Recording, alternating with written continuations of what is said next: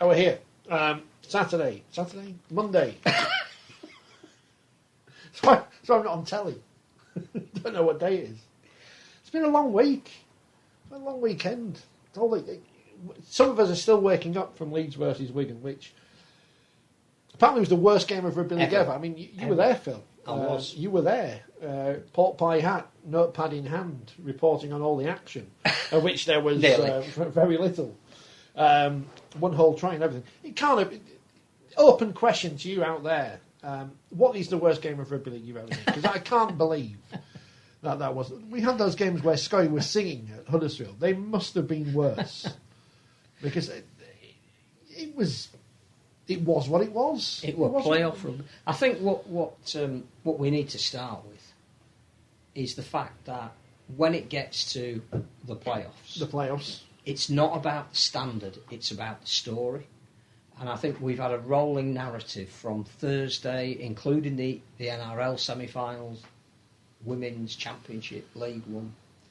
And every single game and its outcome has had a story attached to it, and it's how we choose to tell that story.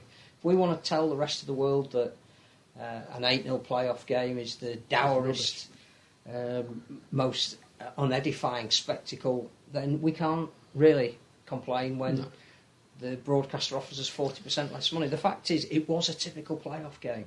And as I think we've said on this programme many a time, you don't get any more points for artistic impression in the playoffs. Well, that's why you just have to find a way to win.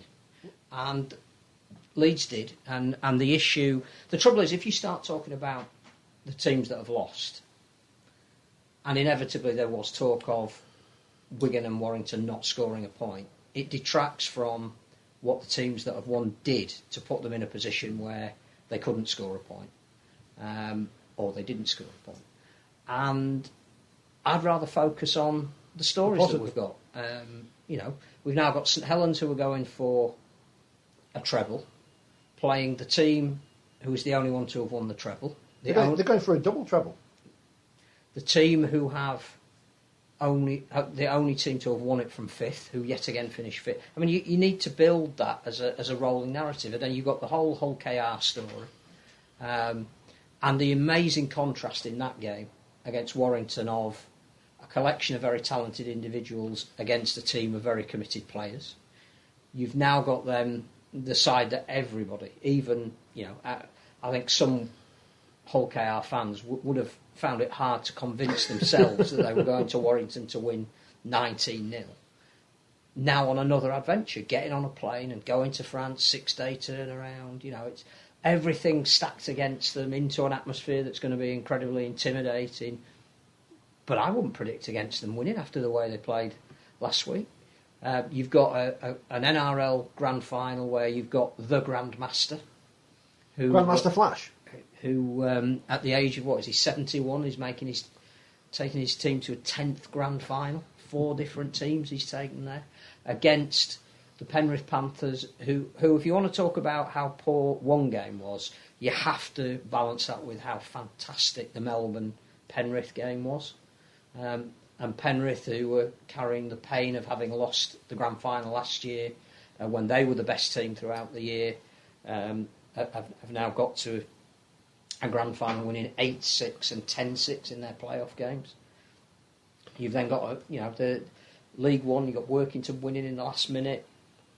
You've got Doncaster going to North Wales producing a great performance. You've got Keighley, who are still in it even after the heartbreak of losing in Golden Point to a penalty. In the Championship, the story of Batley is equally as amazing as Hull KR. There is a mirror between the two of them in what they've achieved this year. And they're now going to Toulouse in the same way Hull KR are going to Catalan. We've got the demise of Bradford, which again, Bradford fans will tell us what they expected out of this season, but I think they would have wanted to have gone one stage further. So what does that mean for the Bulls? Whitehaven with a great story going into the Championship playoffs, and so nearly pulled off something very, very special in the second half, but couldn't quite do it. So you've now got the Featherstone-Halifax rivalry again resurfacing, and in the women's grand final, they have a week off now before that. You've got the March of St Helens, who looked absolutely remorseless in everything that they did.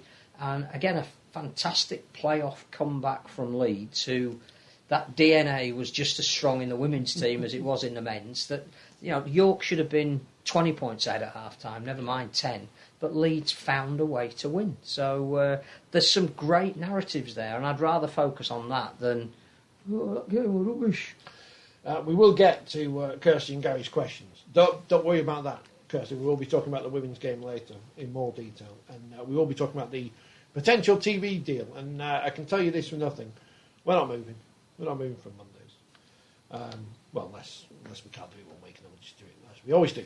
But somebody gives us a shed load of cash. Yeah, if you give us loads of money, because we know about broadcasting and vanity deals. That's why this programme exists and still does. So God bless the fact that Ken Bates wanted to stick one up the BBC and the people who own Leeds United. But there you go. Where is Ken? He's in Monaco. He's got his nice little flat overlooking the Grand Prix. Where are we? We're in Leeds. Overlooking a pub. Overlooking a pub.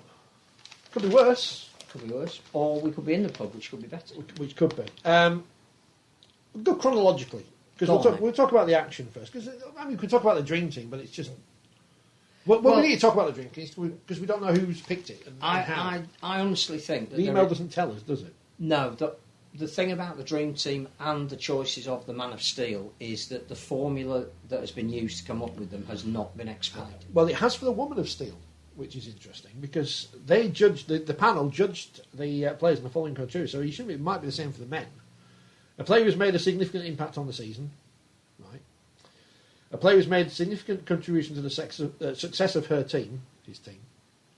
Player judged to have made a significant improvement in own player performance over the season, and player who's demonstrated a positive attitude and commitment towards professional behaviours and the player's code of conduct.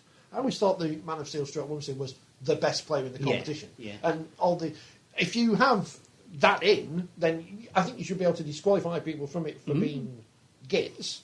But I don't think that should be a deciding factor. How about having a Git of the Year award? That would be great, wouldn't it? But unfortunately... The nominees for this year's Git of the Year... Got on for 2 hours. There'd be no time for Brian Carney to do the rest of his programme when he does it next week. No, I think we need to know how they've come about the decision of how you qualify to be in the Dream Team, and equally how the Man of Steel points, who was awarded them, on what basis, and is it done on... Is the Dream Team done on the Opta stats? Because again, they don't tell you everything. And I think we could make a case for some people who aren't in it, but actually, until you know how it's decided, I'm not sure there's any point in that. I think the point that was made by good old Sid, that it's very hard to have somebody like, for example, Jordan Abdul nominated in the Man of Steel, but him not be in the Dream Team. That doesn't seem to make any sense. No. I think there's also an issue about the Dream Team this year has only backs in it. And most of those backs are half-backs. And again, how are we deciding how you're a person of steel? Surely, by the very nature of that description, there has to be at least one forward in there. Isn't it supposed to be the best fullback, the best wingers, the best two centres? Well, again, we can say how it was done in the past, whether it was right or not. That certainly the Dream Team was sent out to journalists to nominate their team. It was a collation of that, and that the Man of Steel has had various different ways of doing it, with players themselves voting, which went down really well. A panel of legends last year who we are led to believe, again, because not everybody's been allowed in stadia. The only panellist we know this year is Terry O'Connor, because he's named in this piece in the League Express. It says Man of Steel panellist, so maybe it's Terry's pick team. Every time Sky have covered a game, maybe. It's all Terry's fault. Just blame Terry O'Connor. Terry's fault. That's what everyone else does. Well, then why wasn't Jared O'Connor? He's not fallen for nepotism, which is another thing, which is nepotism of the year in rugby league. Like when, there's been a few of those over the years. I remember when Wakefield signed one of the coach's sons. I think he played once, but he was not very good. You'll have to work out who that was. I'm not going to tell you. So it's hard to comment on it. Yeah, because at least we Congratulations to everyone who's been nominated. The shadowy cabal has been named for the Women of Steel panel, but we don't know who's picked the Man of Steel or the team, so we can't blame them. What I would say is, if we're talking about people who are giving out things with names on, great that Rob Burrows going to be at the grand final. Fantastic, huge fan. of everything he's ever done, and particularly what he's doing now. Of course. Brilliant that he is able to give out an award, be present. Why isn't he giving out an award in his own name rather than one in somebody else's name? And if we don't want to change the name of the Harry Sunderland because of the history that's attached to it, why have we not named the Super League trophy after Rob Burrow, and he presents the Super League trophy in his name? I mean, I don't know, upset people, but what is the history of the Harry Sunderland trophy? It's not as if, Landstall is synonymous with the Challenge Cup final, the trophy as such. So that it is what it is. It's there.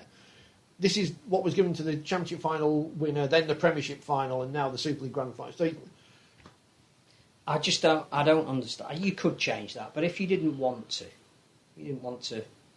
I don't know, counterculture Harry Sunderland, just name the Super League trophy after the man who was almost as tall as the Super League trophy.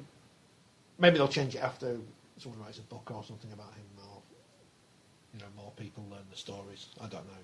But it just seems to be one of those things where it's glaringly obvious and it's staring you in the face that you can name this award after Rob Burrow. Not many people are going to be bothered, I don't think, if you rename this trophy.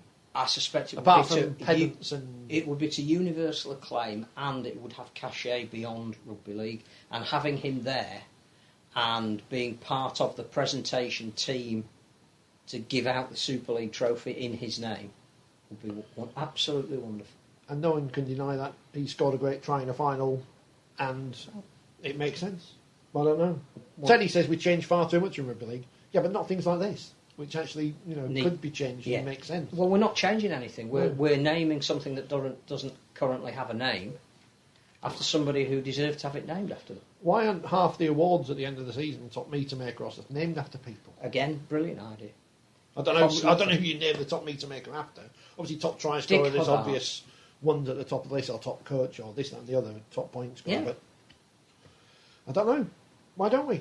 Because immediately you give credibility to the history of the sport and a name people may not know, rather than an administrator. The Man of Steel is named after Steve Prescott, quite rightly. Well, as you say, the Hitman should be named after, I don't know, Adrian Morley, who most of his peers believe was the hardest tackler to play the game.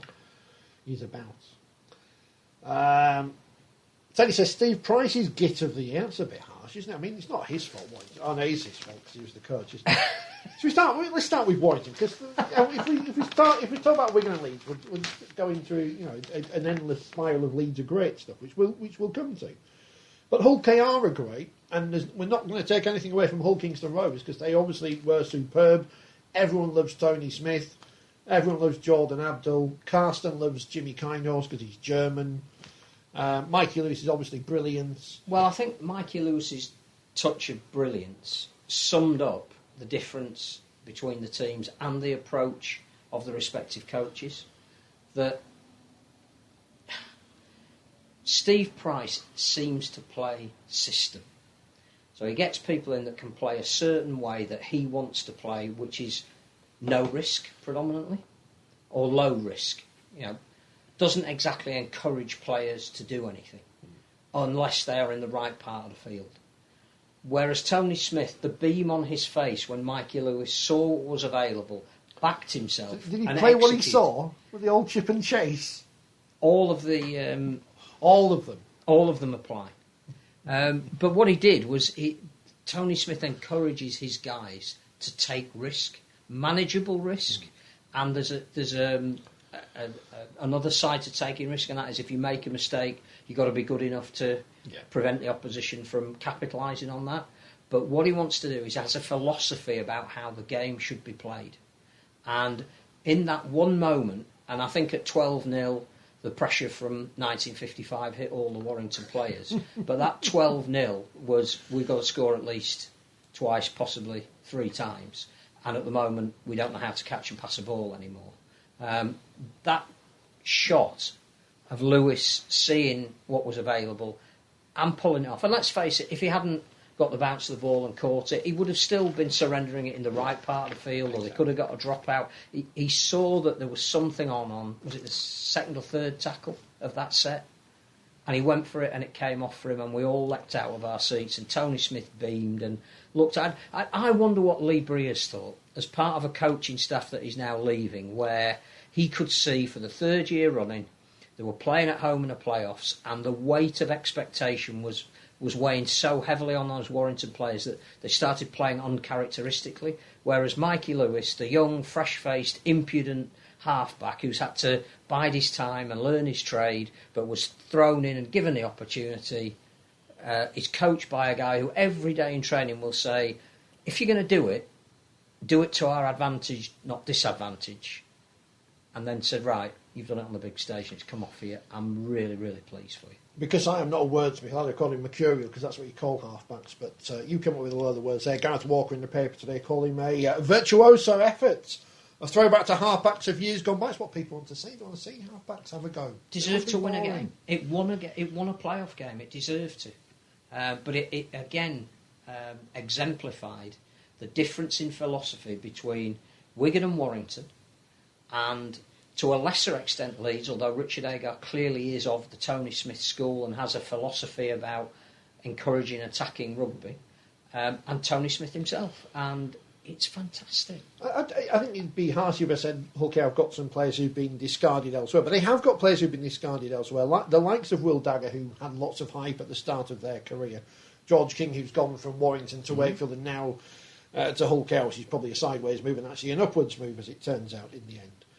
But they were superb, they were entertaining, and their scrambling defence was magnificent, which again, all of the teams that have got through this weekend have had commitment in their defence. We were talking before we came on about sometimes it's difficult to get into a game if you haven't got an emotional involvement in it, which is why people might not have enjoyed Wigan versus Leeds on Thursday, because it's two teams no one likes, so Agreed. There's no underdog in there, obviously there is in a betting sense, but in a sense of no one likes Wigan, no one likes Leeds, so you want to see a draw, can't have a draw, so it's rubbish. Whereas at least in this one, Warrington, we can all laugh at them because it's not their year again. Hull KR, unless you're from Hull, you can get behind because they are the underdogs and they play nice rugby league. The 1955 thing,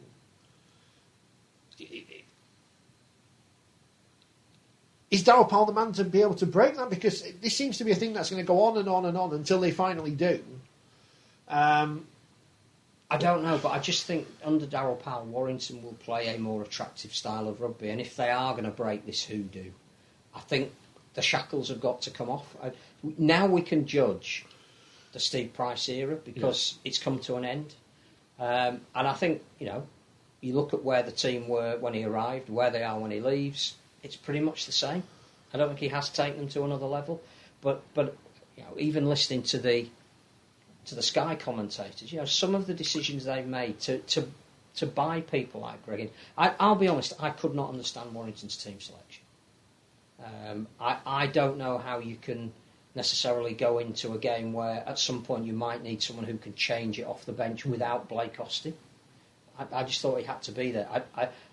I don't understand how when Matty Ashton had played so well the week before that you would put him on the bench and then leave him to come on when he's cold in an atmosphere where the game has almost gone and expect him to turn it around. I would have started with him. He deserved to start. And if that meant Ratchford displacing somebody else, then I think that's what they should have done. They didn't have a replacement hooker. They didn't have Danny Walker on the bench, which again has made a difference. It gives you a little bit of variety when you can take Darryl Clark off and put somebody else on in that position who does it a little bit differently. I did not understand the Warrington team selection, and I don't think you can just say, because Mike Cooper didn't play, that had a huge effect. We should have got sent off the other week then. So I think that came back to haunt Steve Price. He looked very conservative in the team that he chose. And I do think that this 1955 thing is going to haunt them because you have to have a certain mentality within the players to get over the fact that the people in the stadium start holding their breath because they're worried that yet again it's going to happen. Yeah. And Stephen Ratchford, who's been brilliant this year, had arguably his worst game. His least influential game. Gareth Widdop nominated as Man of Steel, could not put his stamp on the game. George Williams is another classic example of, late in the season or relatively late in the season, we will buy someone who is available, we will put them straight in the team, but they haven't yet fully attuned to what you want out of that team. Didn't influence the game. Do you think he's just dropped Austin because he's leaving? Well, I think they've brought Williams in and they're investing in him for next year. So, but I just think when you get to the pointy end of the season, I don't want to say business end. No, it's contractually obliged to say. You have to have variety on the bench. Yeah. And the other thing I couldn't, just relating it back to Wigan, who clearly we don't want to talk about because it's such a dour game, worst game ever in the history of rugby league. Their only method of changing the way they played was to bring on Kai Pearce-Paul, because he's different to everything else that they've got, and he has got a fabulous offload game and the ability to break down a defence that people won't give a lot of credit for, but Leeds' defence was pretty good that night. You needed something different, but Pearce-Paul didn't come on until something like the 61st minute. Sean Wayne's a fan of his, isn't he? I think. I Yes. think I saw the quote. I wasn't I was invited. I wasn't in the England press thing this week because I was working, so I missed it. But I saw the stories coming out of it. Like, he's impressed by Kai Pearce-Paul. So maybe he'll be in the World Cup next year. Maybe in the England I think he'll be England night. I think the internationals this year. But I genuinely think that if you are going to win a semi-final or a playoff game and it's moving away from you, you have to put somebody on that is going to change it. For Leeds, and again, we're not talking about the worst game that's ever been played. Ever. Michalewski coming off the bench had a massive difference, particularly in his second spell. He got them going forward, and it was just different to the mix that they had out there at the time. And for me, Wigan and Warrington got what they deserved on the basis of the fact that they weren't adventurous enough to go any further. Can he drive a lorry, Michalewski? He needs some lorry drivers. He fits the profile of being Eastern European. Apart from he's going to play for England, of course. And I didn't realise, because I put the telly on, I was trying to hinder my wife building a bookcase. Players missing from Hull KR squad, including Ryan Hall, Adam Quinlan, Matt Parcell, etc., etc. Massive players. But then in Jordan Abdul, they had somebody who stepped up when given the opportunity. George Williams stepped back. We can all delight in the progress of Hull KR, and I think that they've sold over 1,000 tickets at Craven Street. Which is brilliant, isn't it? Because that's money coming into the club. That's absolutely fantastic. If it wasn't a great idea to get them all together to watch the game in the first place, B, to have already discovered the art of putting on an event and to get 1,000 people to sign up to go to a created, manufactured event when it's not even at your ground, absolutely superb. They and clubs like Barrow deserve enormous credit, and whether they stay in or go out at the Dragons, I hope they make a lot of unbudgeted money at their home ground, and everybody has a party and enjoys it. Flog some new shirts with a badge on. Let's get some thoughts on Warrington from Kevin, who is obviously a Warrington fan. He says no refunds for Tom Lynham, which I'm gutted about. It's a good job I don't work there anymore, isn't it? I'd be sacked by now. Again, a strange decision. You're going to play a certain way with Tom Lynham in your side. I wouldn't have bought him back. I just don't get it. Warrington was shocking, says Kevin. We sort of expected it, but not that bad. Feel sorry for the wild youngsters who played their hearts out, let down by the supposed senior players. The players seemed to get worse under Price. He coached the skill level out of them. We couldn't even pass the ball without dropping it and play the balls without knocking on. Longstaff, the shining light for why happy for Tony Smith. Everyone loves Tony Smith. I just think, again, that they need to invest in youth. That they do need to play the Conor Wrenches on a more regular basis, and Josh Thewlis, and and not enough of them have had a regular enough opportunity. And when it came down to, do you trust them or do you not trust them, virtually all of them were pushed aside. I hope Darryl Powell gives youth. Well, this would be something that people will say is that he hasn't done that at Castleford enough. Yeah, but I think he's got more ready-made young players who have got a lot of experience under their belt to come in, and I think you look at any team that is consistently successful, and it starts with that balance between you do need some star names, but you need to build sustainability around your youth, and you can only do that by playing them. Good news, Kevin, though. Just check. Warrington Woes got a 50% sale on their website. So if you want all that Greg Inglis merchandise that they made at the start of the year, still ridiculously expensive. So that's good news for you there, Kevin. Sorry to urinate on your chips, so to speak, on that one. But, I mean, I don't. What can you do? What do you think Lee Briers thinks? Because he is a guy who would play and coach in what we would call the Tony Smith mould. And he would have looked at that team losing 19-0 at home and thought, this isn't the way I wanted us to play. Andrew Henderson as well, to a certain extent. And they're leaving. I mean, again, we'll talk about the fact that Richard Marshall at the moment has been dispensed with at Salford after merely 1 year. I seriously would be looking at somebody like Lee Briers to take that job on. Warrington. You can't give it away, says Kevin. I know, you might as well give it to charity. He's got faith in Darryl Powell, though, which is good. He's got faith in Darryl Powell. New era, new broom. That's what you need. And see, this is another. We are talking about the teams that have lost rather than the ones that have won, which you shouldn't do. But the feeling at Warrington is they've made some changes. That however deficient they came up on this week, they've got Darryl Powell. He will play a different way. They're bringing Ollie Holmes. They're bringing Peter Matautia. There are other players, Greg Minikin hopefully will get over his. So they're the kind of players that when you see them on your team sheet, you go, we're going to play a certain way to our strengths. Sat amongst some of the Wigan fans on Thursday night, they are disillusioned beyond measure. There was a lot of talk in that area of the seats about not renewing season tickets because they cannot watch that style of rugby. Wigan's kicking game was arguably amongst the worst I've seen. Their inability to turn 5 drives into a meaningful kick was poor. And I know Jackson Hastings was incredibly emotional afterwards, and I genuinely think he meant everything he said. He has been rehabilitated over him. We love a rehabilitation story in rugby league.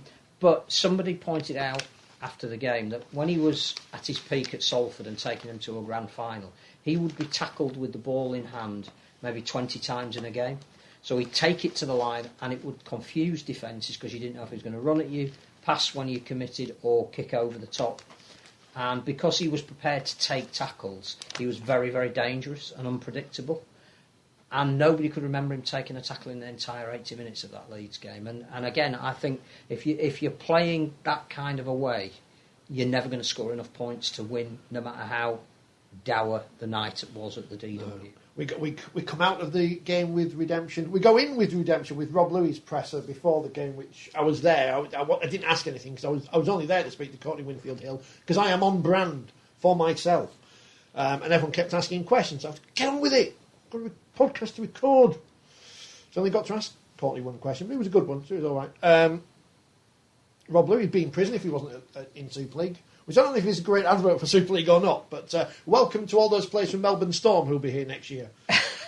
Really can't wait for you to turn up at Bobby Warrington because they'll spend all the money on you as they have. But again, Rob Louis was quite clearly a difference between the way Leeds played and finished their sets and the way Wigan played without direction, and clearly there's a lot of people who will be playing their last games amongst all the 4 teams that are left. There's all loads of reasons, but Louis does seem to want to stitch his body together and go out on as big a high as he can, and he's playing that way. As Kevin says, we'll be back at this Wigan game in a moment. He says, I can't see Powell accepting the attitude of the wire players. That is certainly something that he will not accept because that is not the Darryl Powell way. So Wigan Leeds, as we said, it was rubbish. 0-0 at half time, which is always good because they think, it might finish 0-0. We might get a 0-0. Or we even never 1-0. do it. We never get them. It's so disappointing. And Leeds won. Leeds did what they had to do. It was a rugby match. It was on telly. Ash Hanley scored a try. That's what he does. Richie Myler made it. Leeds. What he has done this year. Leeds were the better side. If I was Wigan, as much as I said I want the receipt to get my money back off Tom Lynham, this would be controversial perhaps. No, it's not going to be controversial because everyone knows it. I want my money back from John Bateman because he's not been the player who they've signed. That's not been the John Bateman who we were sold from the NRL. I think the only, if you like, saving grace for Wigan is that they have faced the same thing that a lot of other teams have faced. Most obviously Leeds, in that you cannot replace the irreplaceable. And to have lost Sean O'Loughlin and Tommy Luluai, Luluai may well do one extra year as a result, but those two players were exactly what they were missing on Thursday night. And they haven't found how to fill the gap, not of their ability, but their influence. The young forwards might be incredibly willing, but they haven't got that leadership yet. And with the greatest respect to a young player who hopefully will go on and have a long and illustrious career, Harry Smith is not yet ready to lead that team around. Not without Tommy Luluai. So there are. Whereas Warrington, you can make a case for next year might be their year. Wigan, there is a potential period of struggle for them. People should go back. I forgot to mention this earlier. At the start of 2020, it seems so long ago, we were all at Headingley for the big launch of Super League. Sonny Bill Williams was there. Remember him? And James Maloney and all these people. And Mark, first question to Steve Price was, "Is this going to be your year?" Face like thunder. Brilliant question. You look at the Warrington, the Wigan team. Looks a decent team, that on paper. I guess they've got a dream team player in there. It's because there's no other second rows these days. That's a bit harsh, isn't it? I shouldn't say that. Leeds have got a dream team player in there. Cruz Leam's had a great year. I assume he's going to win Leeds as player of the year and all that kind of thing. Be very surprised if he isn't. Because he's been really good. And really good in two positions. Yeah. I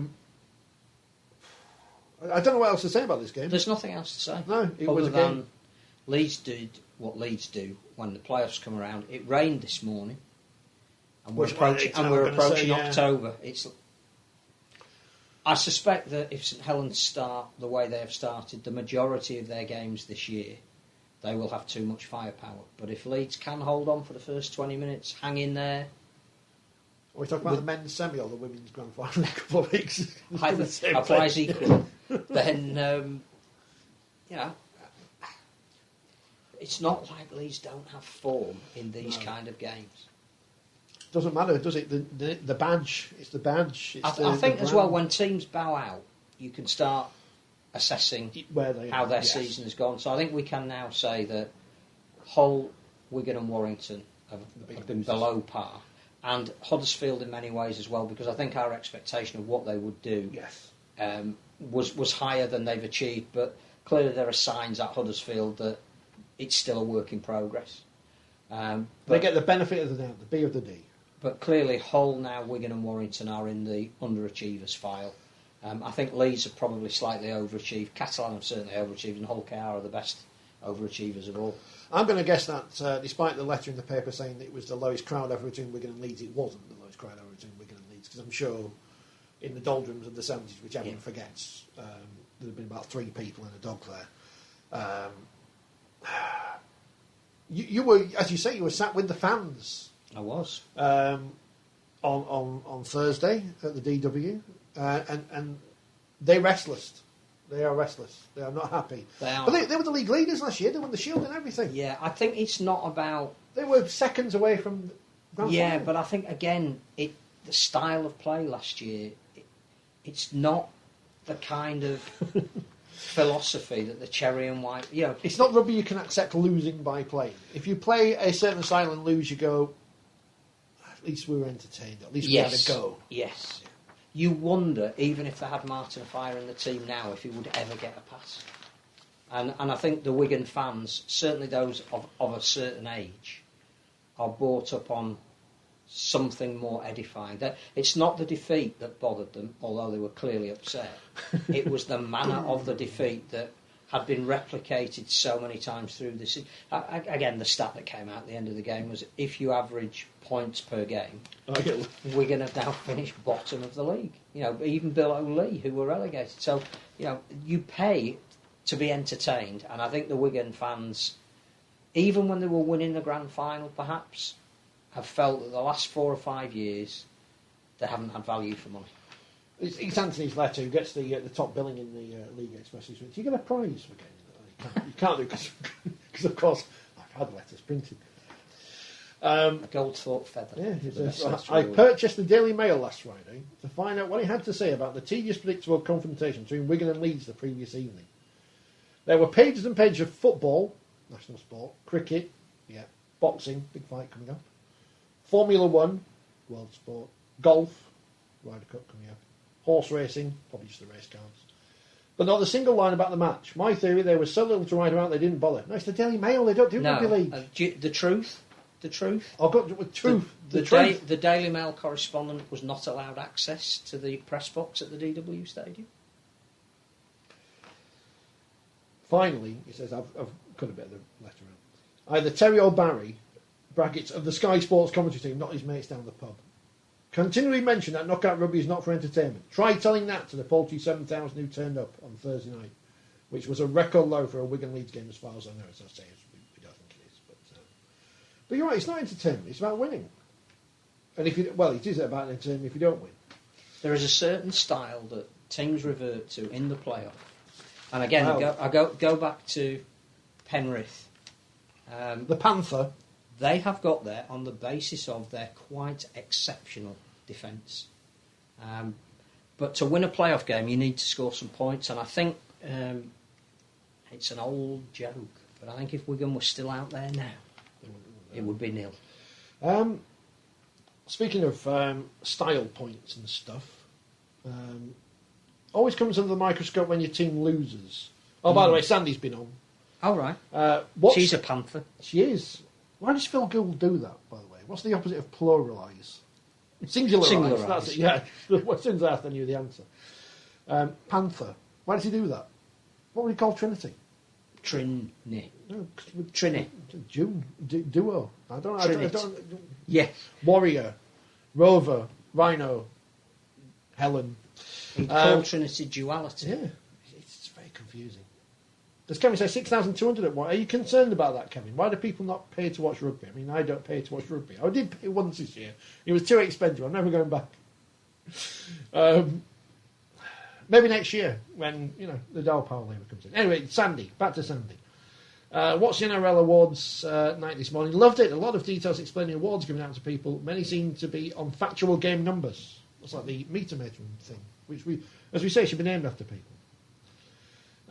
Weggy Slapstick, probably not their real name. At the beginning of the season, when I saw Rovers' team on paper, I would have expected 9th or 10th. Considering we was bottom last season, well chuffed with Robins this season. Great turnaround. Up the Robins. Up the Robins indeed. I think it's great that they're playing the Dragons on the basis of the fact that the two of them became everyone else's second favourite team. So now, I think neutrals will invest in just sitting back and going, we're here to be entertained. There will be a new name. There will be a new name in. And there'll be a new name at Old Trafford, which is fantastic. We'll talk about the TV deal for the Championship League One after we talk about the Championship. Has it been matches. announced yet? Well, no, but it's been in the papers and everything, or on the internet. Do people read papers? I Hope so. As I was saying, with Wigan and everyone, Adrian Lamb, people say, "Oh, it's boring coach now." I read some Bradford fans online not happy with the style of play of the Bradford Bulls. And it reminded me of the later days of the Keir era at Wakefield, when he didn't go off and take the Catalan job because Wakefield wouldn't let him go for an interview, apparently. Bradford losing to Batley 23-10. I don't know how much Bradford spend on their squad, but I assume that Danny Bruffy's not cheap and probably not Jordan Lilly either. And I assume Batley don't spend that much on their squad because they are, apparently, from the outside, a well-run club who doesn't spend money they don't have. They've got a nice facility there in a wonderful town where I used to work for a couple of years. They do all the right things on and off the field, it seems. And they've got the result. They've beaten Bradford. They get another go next week. They get to go to France, which is wonderful, to play Toulouse. They are the whole chaos of this situation, as you say. From the bits I watched of this game, because I was working on Saturday again, I saw the first half and I saw the final score. Great first half from Batley. Wonderful first half. And I think, the try from Tom Gilmore, who was clearly the man of the match, at the end of the first half, I even took the slope out of the equation. But again, Batley had to defend manfully on their own line. And you got the impression that there's been a lot of change in the Bradford ranks, and that it was a collection of individuals against Craig Lingard's team spirit. Alistair Leake was fantastic coming off the bench. He changed the game. And the story of Elliot Hall, who scored the match-winning try, is just fantastic. It's like when we started this programme in about 1955 today. We're talking about it's not about the standard, it's about the story. Yes. Well, Elliot Hall is a fantastic story. Now, didn't even take up rugby league until he started playing at Loughborough University. Played for England students. I think started at London Scholars, but came to prominence at Coventry Bears. He works in the media department at Bradford. I hope we don't send out them tweets. And he scored a fantastic winning try against his employer. That's a story. You know, if that had happened in First Division football, or whatever it's called these days, it would have been plastered all over the papers. That's what we need to sell. Batley were brilliant. And it looked at one stage in the second half when the remorseless Bradford pack was rolling down the hill that they would capitulate. But they held up a couple of times over the line. They had great belief in one another. Bradford, again, to me, looked like a team that physically had been put together before the new rules came in. They still seemed almost overly physical, as opposed to how do we cope with the 6 again rules and the no scrums. But it's a great story, and what would be funny perhaps is if Batley went all the way, won the £1 million game, and then said, "We'll just take the £1 million, but we're quite happy to be where we are. Thank you. We are a community club, and we're very good at it, and we'd like to stay in the championship." They could like that. Won't have to sue anyone then. Well, not necessarily. They could give promotion to the Somebody team else. that they played in the final, but. No, brilliant, absolutely brilliant. It was absolutely. It was a pleasure to watch Batley perform the way that they did, and I think even though they finished higher, that's a shock. Is it great to see the slope on telly and everything? The famous Batley slope. Nobody said the words 9 oil. No. No crowd number given, which everyone jumped up and down about crowd figures last week when they were better than the Super League, but this week they've gone quiet about those. But it was a extrapolate Saturday. Things. It was a Saturday, wasn't it? So and then a lot of the sport was on. Yeah, there was. And then Halifax beat Whitehaven, 24-20, another close game. Yep, hanging on at the end. Again, everyone Whitehaven, looked a little bit overawed at the beginning, but hit back with that great Cumbrian spirit. And they had a coach that was prepared to play players in different positions to try and get the best out of what he'd seen had gone wrong in the first half and how he could change it in the second. And it was a great occasion because Halifax Featherstone Halifax is a game I'm really looking forward to this week. But the Whitehaven story got a fitting finale. They came from nowhere to run one of the big guns really, really close. Congratulations to Chris Kendall, who got the game breaker in the paper as well, giving a penalty. So well done, Chris Kendall. That's good. And of course, those games were good, right? And the Super games were rubbish, which means there should be more Championship on TV. That's the theory. That's how it goes. On the internet. That's how it works. It's like you're in a bookshop, I understand. Has been known. I don't know about run. Are the best... Well, go to sleep upstairs. The good lady wife runs a bookshop. Are the best-selling books the best books? No, of course not. There is a great debate within the book trade at the moment about whether Richard Osman's books, which are selling amongst the fastest novels ever, are actually good books. Does it matter? People are enjoying them. David Williams. Well, yes. Another one. That's what Super League's on telly, because it's the top division. That's why, like, the county championship's on telly, but your village cricket isn't on telly. I don't know why is that? Why is that? I don't know. Sometimes the county championship's rubbish. Sometimes your village games are good, but they're not on telly because it's just how it is. But exciting news from the world of rugby league last week is that there might be a TV deal. What happened to Channel 4, by the way? Remember when everyone was banging on about Channel 4 a couple of years ago? Didn't they have a fire issue this weekend and went off air? It happened when I was at work, so I missed it. And usually I like these things where TV breaks, but unfortunately I missed it all. That was very disappointing. They probably had to put some repeats of Naked Attraction on or something. Probably not before the watershed. No. What is the point? No, don't. I don't know. Don't Why would about you go? Why would you go on the program? Would you go on that program for us? What is the worst game you've ever seen? We're still waiting for anyone to ask about that. So here's Gary's question: have you heard anything about the TV deal showing Championship and Champ One on a live on Monday nights? How good were the Champions playoffs? They were better than the Super League playoffs. They were this week. Next week they might be the other way around. Who knows? One of the women's games yesterday was really good, and one was not because it wasn't bad, but it was just a blowout. It was just what it was. Admire, it was what it was. Not every game can be great. Not every game can be. Lots of football. Matched. Lots of football is rubbish. A friend of mine, big football fan. So much so he forgot his team was playing in the League Cup this week. Even though it's a season ticket holder, but he says plenty of times, I watch my team, but not that bothered about watching the other. Not sure the Ryder Cup was great this week. No, well, I'm sure. But I suspect the next time it's on, it'll get all the same 15 days build up. And I'm sure it didn't always used to be like that, did it? It just used to be a thing. How can we still be Europe? How can there be any English players? Well, this is the funny thing about it, isn't it? Is that it was UK and Ireland until we got gubbed by the Americans for years, and then they brought the Europeans in because they had Semi Ballesteros. Ballerina and a bastard, as Alan Partridge once said. But surely there can't be any English players in the European team. I'm sure there have been many people this week. We can't have our petrol and drink. No, there must have been many people this week who were cheering a flag which they probably go and burn. Anyway. Yeah, so yes, as we say, it's not about the standard, it's about the stories. This TV deal, if it is what has been reported, goes. I said this a few months ago in the programme, and nothing's changed with my opinion. If you're going to be on Premier Sports, unless you're getting paid loads of money, which you're not going to be, there's no point. Because no one watches. There's two issues for me. And I think you may have used the term vanity deal, which would be an extremely apt description that, we are seen to be getting a deal as opposed to we are getting a deal of value. Yeah. There's two issues. One is, will rugby league fans take out a third subscription? And so you've got Sky, our league, and now Premier. But they also may pay every month for Netflix and Amazon Prime and Disney Plus. And a season ticket at their club. Yeah. So they pay for a lot of things. And should you be asking part-time players to play on a Monday night and fans of part-time teams to go to games on a Monday night?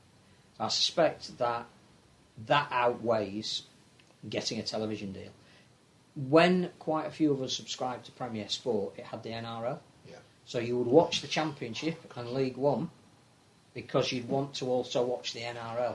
Now, if you subscribe to Premier Sport just to watch the Championship and League One, you do have to watch 5th Division Scandinavian football. I've looked in the past at the viewing figures, and generally in the last few weeks, I put some numbers up last week. Go on the Barb website, I've got it here to look at. Outside of the Champions League, which I think Rangers were playing, or Celtic, they get 40,000 viewers. 9,000 is the top number. Yeah. This week, the last week of figures were for the 13th of September, so that's 2 weeks ago. Yeah. Top programme, La Liga, Saturday at 5:30, so I assume that was a live game. 4,700. On the top 15 programmes on the channel, the bottom 3 recorded 0. Now, that doesn't usually happen. There are only 4 programmes watched by more than 1,000 people. Now, bearing in mind, things like Polish Speedway, Japanese football on a Tuesday night, they are niches. They are niches within niches. And Rugby League Championship and Rugby League League One are niches within a niche within a niche.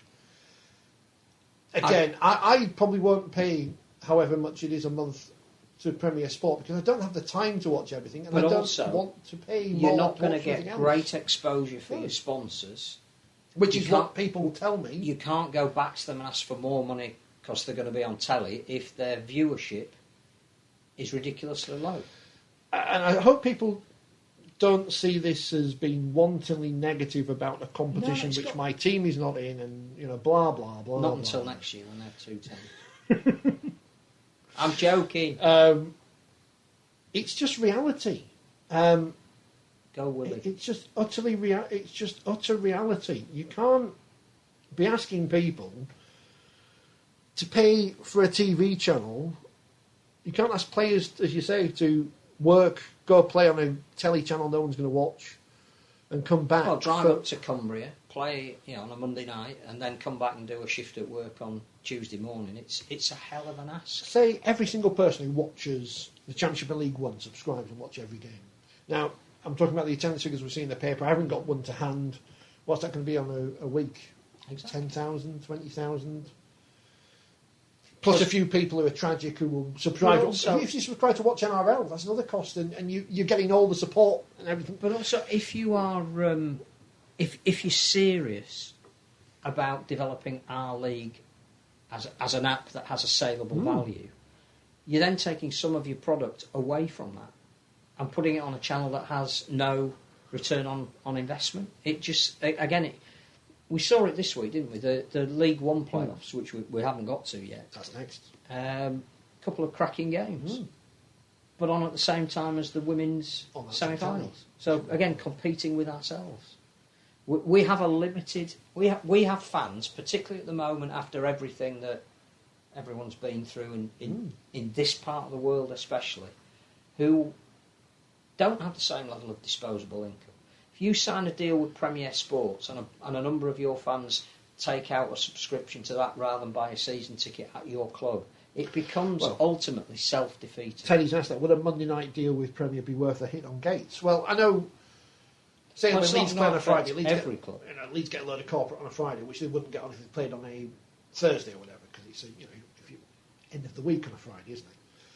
Monday, it does strike me as it's a TV deal for the sake of having a TV deal. Yeah, it's as you called it. It's to be able to say they've fulfilled the need of the clubs. That we need a television deal. We've gone out and got you a television. Yeah, but is it the right television? I look at other things. I look at other sports, and I look at the world and think, blah blah, this and the other.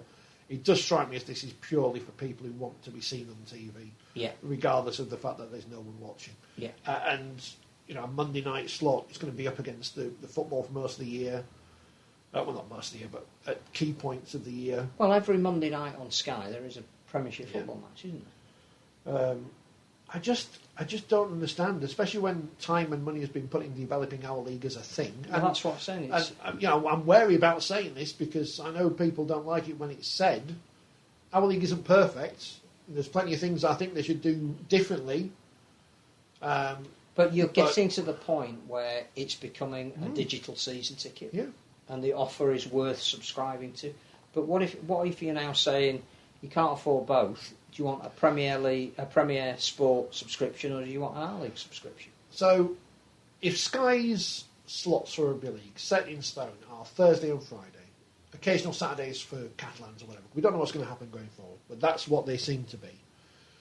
Then the RFL, the Championship, League One, whatever else, has the rest of the weekend to play with.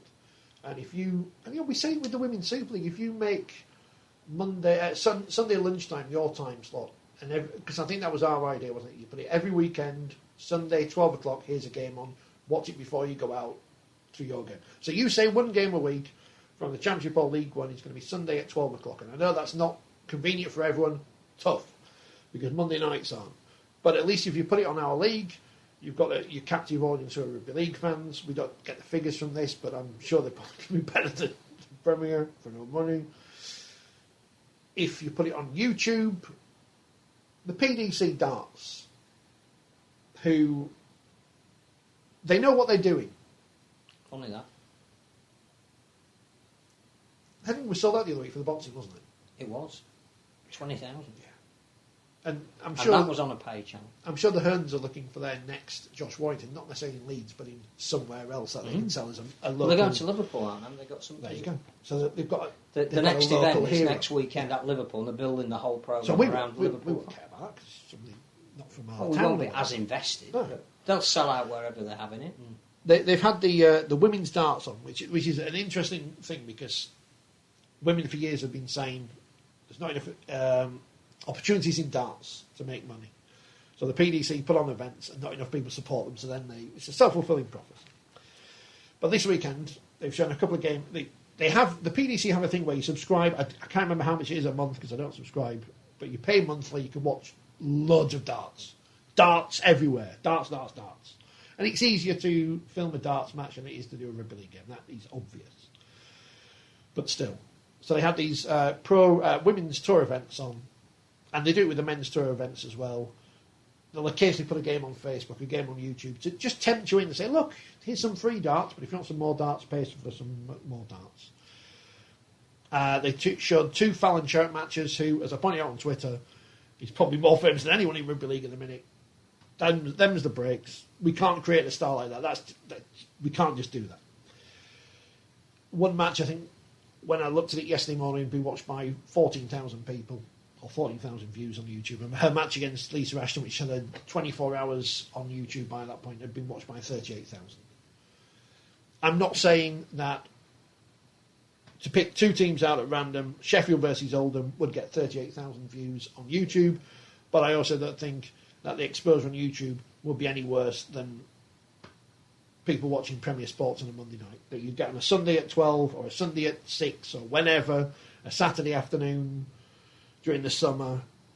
You can pick whichever time slot you want. You've got the whole weekend where you're not going to interfere with Sky. I just don't see the point of doing a deal that is purely for the vanity of those making the deal. I just don't understand it. And I don't know.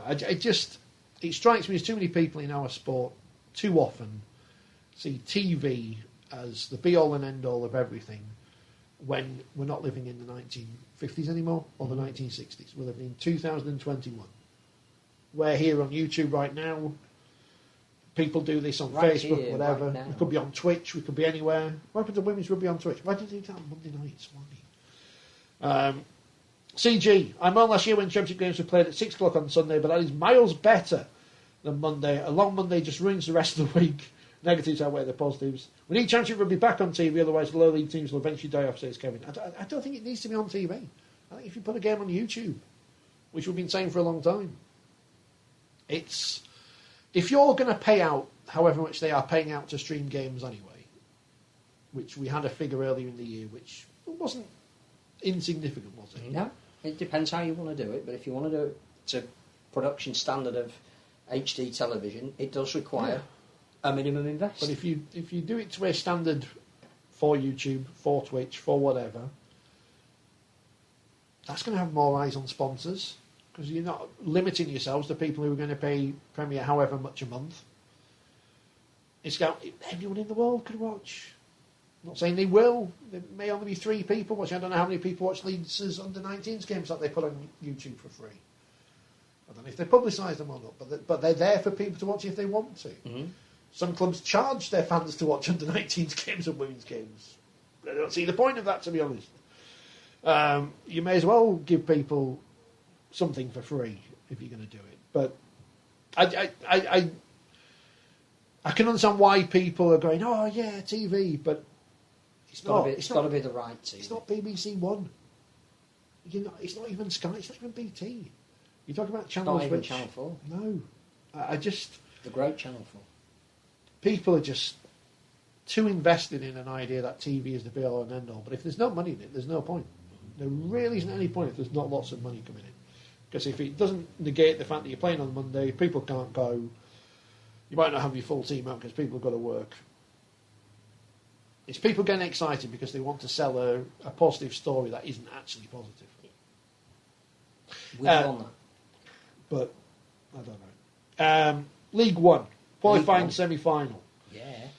Workington 18, Keighley 16. Workington win after golden point extra time with a penalty, which is always funny when that happens. Like when Brisbane beat Wigan in the World Club Series. Remember that? Remember that one, kids? The World Club Series? That was good. So Workington go through to the final thing because in the eliminator, Doncaster run close by North Wales in the end. Yes. Great comeback. Yeah. I got in the end, left themselves too much to do. I got about 15 likes on Twitter for doing a tweet about Ben Kirke, so that was positive as well.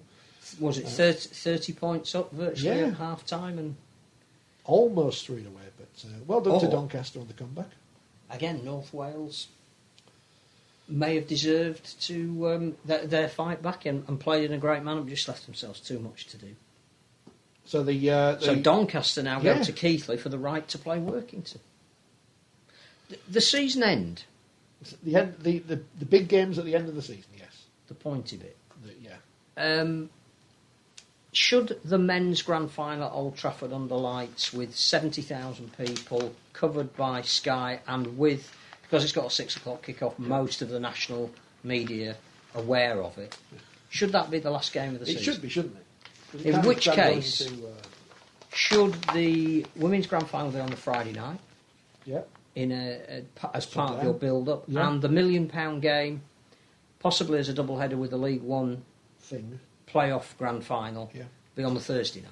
Yeah, why not? Well, again, you've got the part-time players thing there, haven't you? But I guess, it's the climax of the season, isn't it? You can sell that as a big week, can't you, of stuff? Well, could you not sell that to a broadcaster?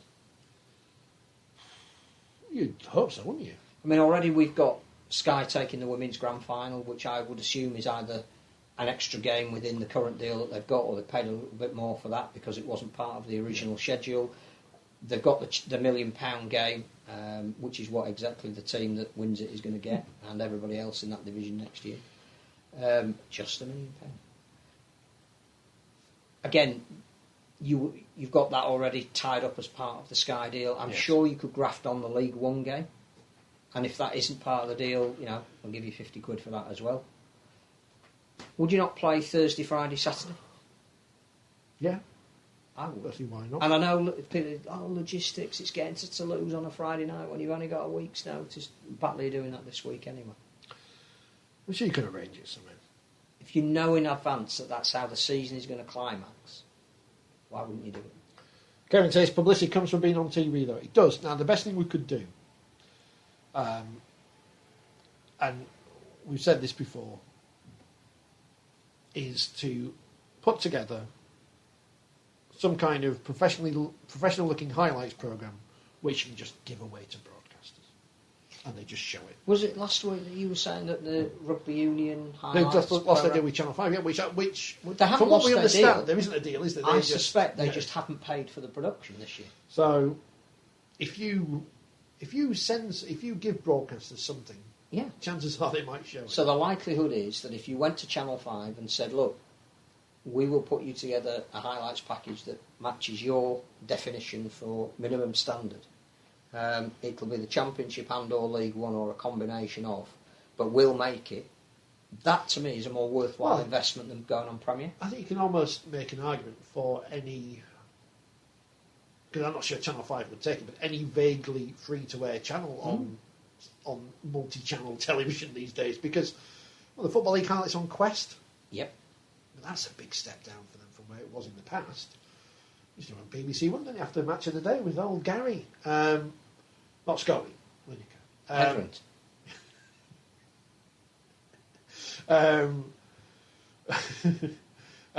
But, I'm not saying... Let's be honest, right? When you're flicking through the TV, there is a point where you just stop and just go, right, I'm just going to watch something. At least if it's on a free-to-air channel. At least if you've got it on YouTube as well. Someone might stumble. But see, what I don't understand is we're doing that anyway. Betfred are doing their R-League podcast. Yeah. So there's interviews and there's previews and there's reaction. Yeah. R-League themselves are filming a lot of games. Yeah. To turn that into a package where you've already got that footage. And the clubs film the games themselves as well. And maybe just upgrade it slightly. Mm-hmm. I reckon we have already got something that we could give to Channel 4 or Channel 5 to fill that. It might be on at midnight on a Tuesday. But to go back to the point of our latest correspondent, to me, that's how you get people invested. That's how you get sponsors along. We have to be cleverer rather than just say, and it's now Monday night on Premiere, which nobody really thinks is a great idea. Apart from all the people that are banging a drum for whatever reason they are. We're already now producing that content. Yeah. And Betfred do their own things, and lots of people do things. And it's in Betfred's advantage to keep doing that, and maybe even brand it up, because they get a return. Loch Lomond Whiskies want to do some kind of programme where I mean, we haven't got much technology, as you can see, but we will accept free samples. Yeah, we'll do something. It's a bit of a level up from Bachelor's Mushy Peas. Levelling up. We did have a can of that once, didn't we? We did. We ran a competition for your favourite brand of mushy peas. I'm happy to do the same for Loch Lomond whiskey. There's something else I was going to say about TV, but I can't think what it was now. But yeah, I mean, any deal with a free-to-air channel is better than sticking it behind a paywall. Another paywall, because you just say, too many things to pay for. Kirsty asked at the start of the programme, can we talk about the women's game on Sky on Sunday? It was great to see. A massive well done to Saints and Leeds for making it to a respected grand final. Well, first of all, before we get to the grand final, the main prize is the Shield, which Wakefield sadly didn't get to the final of by not beating Bradford the other week. That's a shame. Bradford lost to Featherstone yesterday. That sounded like a good game in terms of the score because they were 8-4 up at half-time, but Featherstone came back to win. Andrea Dobson, who is retiring at the end of the season, to play in a final in scored a try. Game. And they take on Huddersfield, who, of course... New? Yeah. What did I say? When I interviewed their player after the game the other week, it was Bethany Oates, wasn't it, when I spoke to... Beth Oates, I said Beth Oates, whichever, apologies. I said after the game to her, some people, myself included, wrote you off, said you'd lose all your games, you wouldn't do anything, and there they are, they're in a final now. Shows what I know. And it's on before the women's grand final at Headingley, so it is a double header if you... I would encourage people to come along and see two games for the price of one. I don't know if it's on TV or not, but... don't think it will be, but I would suspect they'll show the highlights as part of their build-up to the women's grand final. I know that Andrea Dobson will be on at during the coverage. By the way, before we get on to the games, let's talk about the Woman of Steel Award, because... as opposed to the man of the match in the women's game, which we got yesterday. Did we get that as well? Well, of course, this was the big thing in cricket last week, wasn't it, which everyone got upset about. Batters. Not batsmen anymore, batters. I don't have a problem with that. Makes perfect sense. Player of the match. You don't have a man of the match or a woman of the match. Player of the match. The Woman of Steel nominees were announced last week. Shortlist of which 5. We went through the thing earlier of the criteria. I thought it was just the best player. I thought the Man of Steel was won by the best player. I know it hasn't always been that way. Didn't the coach win it millions of years ago? James Roby won it off the bench, didn't he? Did Mick Morgan win as a coach, or was it just because he was at Carlisle? It used to be different. When they first started, there were, I think, 5 awards. And to be the Man of Steel, you had to have won one of those 5 awards. Right. So it could be a player, it could be a coach, it could be a referee. So Fred Lindop sadly not winning it. You had to be the best. Yeah.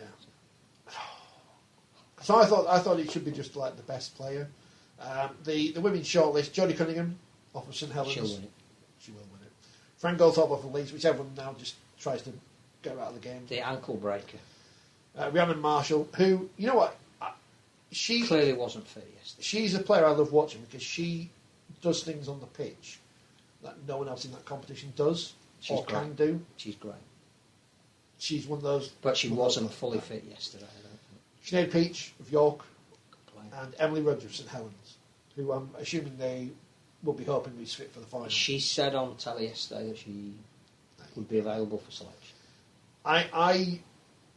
If I'd have had someone on the list who's not on there, Amy Hardcastle, because I think, as we talk about St Helens versus Castleford, I think her signing a million years ago, as it seems now, has been key to St Helens, because not that they didn't have the class before, because they did. We just mentioned 2 of their players there in the shortlist for the Woman of Steel Award. But she is so good and has been so key to... I mean, I'm saying this from the outside. I don't know what they like to do it, but I think in terms of mentality, in terms of being a winner,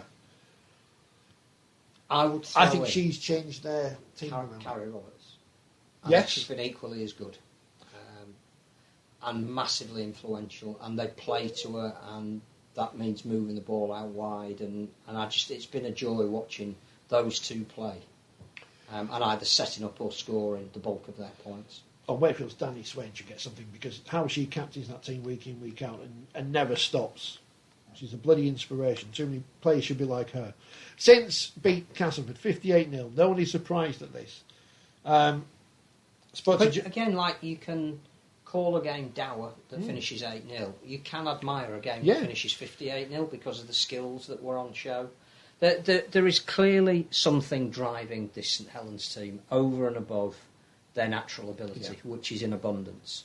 They want that treble. They feel it. I think that treble. See? They haven't put the silverware on their sideboard that some of their performances have deserved. They want to rectify that this year and win everything. And who's to say they won't? They look brilliant. And you can admire. The international where England played Wales, there was lots to admire, even though it was a blowout score at the end. Johnny Cunningham will win Woman of Steel because she's playing 13 at the minute. She's got number 1 on the back. She plays everywhere. And she's played hooker and half. They are... Whilst at the start of the season they win it, so I'm not changing my mind from anything there. I'm not saying, nothing has changed from the start of the season to change my mind on this one. I have a great deal of sympathy for Castleford. Spoke to Jasmine Bell in the week. You probably saw it online. What a great attitude. If you don't think you can win, there's no point in turning up. And they went there. They had a go. They had their coach leave just before the start of the season. Obviously, the players leaving midway through. They've still got some quality players there. Obviously, Georgia Rochard injured doesn't help. But you can't say they haven't had a go. Absolutely. Made the semi-finals. Well done to them. Hopefully, by being able to regroup over the off-season, because you can't put to lose those players at a crucial part of the season just before that semi-final. Unexpectedly. Yeah, it's... they deserve a lot of credit. They have hit back in a very impressive manner. But they lost to Saints, who are the best team in the competition, despite the fact they didn't go unbeaten in the first. But then one of the losses because of COVID. It's nonsense, isn't it? So Saints are really good. And now we have got the grand final that we wanted because we have got the two best teams. We've got the two best teams in the competition. I do like the way everybody keeps saying it's at Leeds' home ground when they don't actually play at that ground. Play at Wheatwood, it says it on their shirts, the Angry Ambers. This was a good game, wasn't it? Because it had everything you'd want. Comeback, underdog kind of team thing. A Don Fox moment. I mean, the strange thing with York is, and it's almost like an unsaid thing, even though everyone watching knows and everyone listening knows and everyone who's had half a mind on Women's Rugby League this year knows, York started the season with a team which was expected to finish bottom. They brought in, as director of rugby, the coach of the team who got to the last grand final and the Challenge Cup final, last two Challenge Cup finals. They then bring in a number of key players from that team that got to the grand final last season and the Challenge Cup finals. Then bring in a number of talented prospects from other clubs around the competition. Olivia Wood. She's Emma Kershaw. Liv Whitehead. Love Olivia Wood, the way she plays. The York City Knights who played yesterday are not the York City Knights who lost to Leeds by 60-odd points. Yeah. It's you cannot compare the two. I'm not accusing them of buying success. I'm not accusing them of doing anything like that. I'm just saying it's disingenuous to claim that the York who are playing now were the same York at the start of the season. It's not the story of Hulkow or Batley. No, it's not the story people want it to be and are trying to push. But as it happened, they could have been 20 points up at half time. They were so much more effective in moving the ball quickly and forward. But the comeback, much like typically Leeds, in that it's something ingrained in the DNA in playoff football when you wear a shirt with that badge on it, that they just don't know when to give in. And it took a fantastic... you use the word virtuoso to describe Michael Lewis's try. Courtney Winfield-Hill's performance in the second half was virtuoso. And I would like to pay credit to Kira Bennett, who barely got a mention in the commentary, but I thought, again, kept Leeds in it. A distribution out of dummy half to get the forwards running on at speed to start making ground was sensational. And the two tries that won it for them were scored by a loose forward, which barely got a mention. Who was playing on the wing?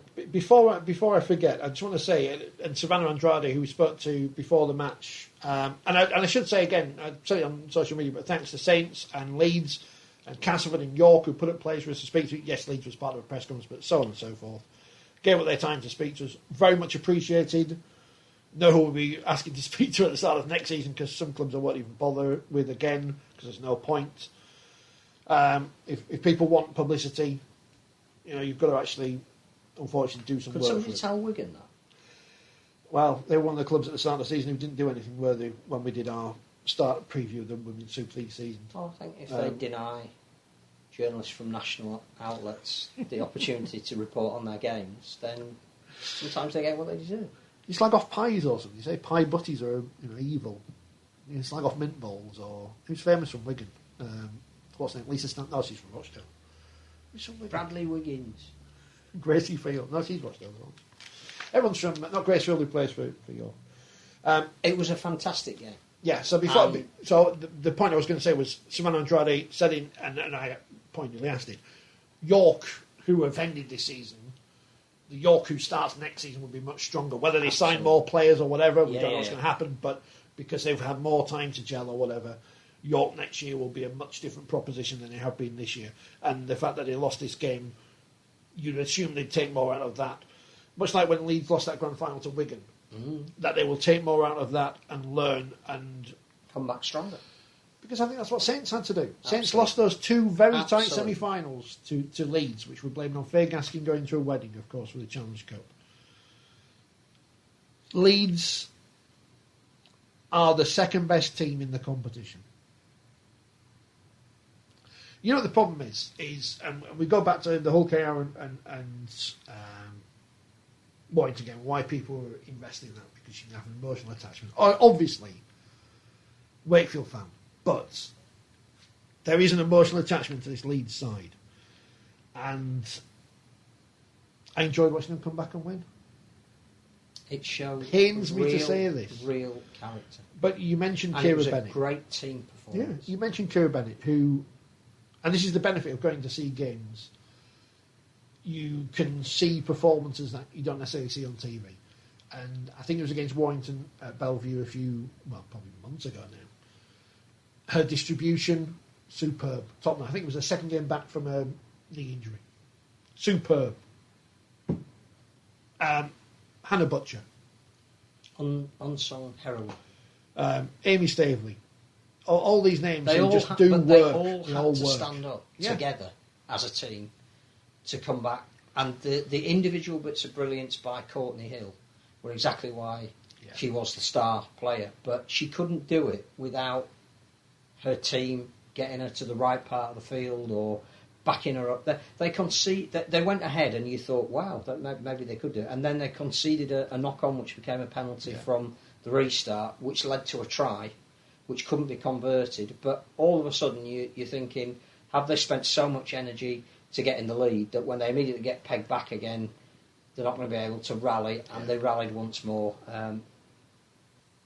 It was a great game. It was everything that's best about women's rugby league, but also just a huge display of teamwork. The teams that have triumphed this week, be it Penrith Panthers in the NRL, be it Leeds Rhinos women, be it Batley or Leeds or Hull KR, their team has been greater than their individuals. Their individuals have done fantastic things on the back of Mikey Lewis's try wouldn't have meant a thing if somebody hadn't made a last-ditch tackle either earlier or later in the game. And the teamwork has got the teams that we've seen to the semi-final end and final end of the season. I think it's going to be a great grand final. I think clearly there's going to be a red-hot favourite. Yeah, and I think they will win comfortably. I from what I've seen this year, and I've only seen Saints play once in that semi-final against Leeds. Live in person, just because of how the pictures. But that was closer than it looked at one stage. Yeah, I think it's going to be a great spectacle for the sport. You know what the only negative right yesterday was? Why did you put Saints on first? Because then everyone buggered off. But Andrew Kirke, he was there. Because I think they knew that the better game, the closer game, was going to better as in close was going to be second, and Sky would want that second in their schedules. You wouldn't want your main course before your hors d'oeuvre. There's a difference, of course, between having no fans at a Women's Super League game and having no fans at a Men's Super League game where it's well established. And again, I think the television coverage of those two women's games elevated it, like we saw with the wheelchair the week before. And that's no disrespect to Premier Sports because it was on Sky with their full team. Yeah. Now, I mean, the big concern is here, because we look for the disciplinary, it doesn't appear to be anything, is this apparent hair pull on Savannah Andrade. It was a hair pull. Quite a blatant. Who was it? Do we know who it was? Will they get? Is that in the operational rules? It should have been at least a sin bit. Definitely behaviour. Was it Chloe Carey? I can't remember. So, but yeah, don't know. Never gets part of the website anyway. If anyone's been banned this year, mind you, on there. Sophie Robinson had a try disallowed that looked. That she put the ball like down. Yeah, that's true. So it balanced out. Yeah. It's like that York trying the at Southampton when they scored that try. That wasn't a try. That was good. That Aaron Moore was very good as a referee of that game. Kevin says, I haven't seen Bradley Wigan at Wigan for years. That's because they're rubbish now. Who else is the famous Wigan people? Apart from... that's it. On George Kevin, Orwell. Kevin also says, I wonder if Nancy Pelosi has binned her wire top Lindsay Hoyle gave her yet. Do you see that again? I think probably that they've actually signed her for next year. Yeah, probably. Could be there, yeah. Took me ages to Google, just like the last one, it's always there in different languages. Teddy says Amy Howcastle's class, size of a prop, speed of a winger. She's very good. And Kevin says, yes, Phil, playing 13 players playing as one is better than 13 players playing as individuals. Common theme this week. I think generally it's been a good week. It has been a good week. You know, and that's why we shouldn't focus on a game that was deemed to be dour. Wigan are rubbish. Wigan have gone now. Get in the narrative of what that actually means moving forward. We had a great... so many good games. I mean, even Souths and Manly, which was a bit of a blowout score. Loads to admire in that game. And I say the story of Wayne Bennett is... Do you see the documentary on Clint Eastwood on Channel 5 on Saturday? I didn't. Was that the one that was that taken off because of the... No, I didn't realise he was such a philanderer in his private life. 8 kids by 5 different women. Wow. Something like that. The NRL. And Barbara Streisand. But we're moving off topic. Can never get over how she spells her name. What we haven't spoken about, of course, is Wayne Bennett. Probably going to go to Salford now. Let's pick 6 names at random who could be the Salford coach. Wayne Bennett, Chris Chester, Sean Wayne, Laurent Fresneau, Sonny Bill Williams, and Gary Schofield. They're all in the frame, reported to be the next coach of the Salford Red Devils. Monday Club's back. I didn't think it was the right appointment in the first place, but not for any reason to slag off Richard Marshall. I'm not saying he's a bad coach or anything, but you're going to a club there which is obviously has major issues off the field in terms of where they're going to play in the future. Doesn't have a massive budget. You've had the heart ripped out that's going in terms of the players. The trouble is as well, they over-exceeded, didn't they? By getting to a grand final and a Challenge Cup, which was massively laudable. And an immense credit to those players and Ian Watson.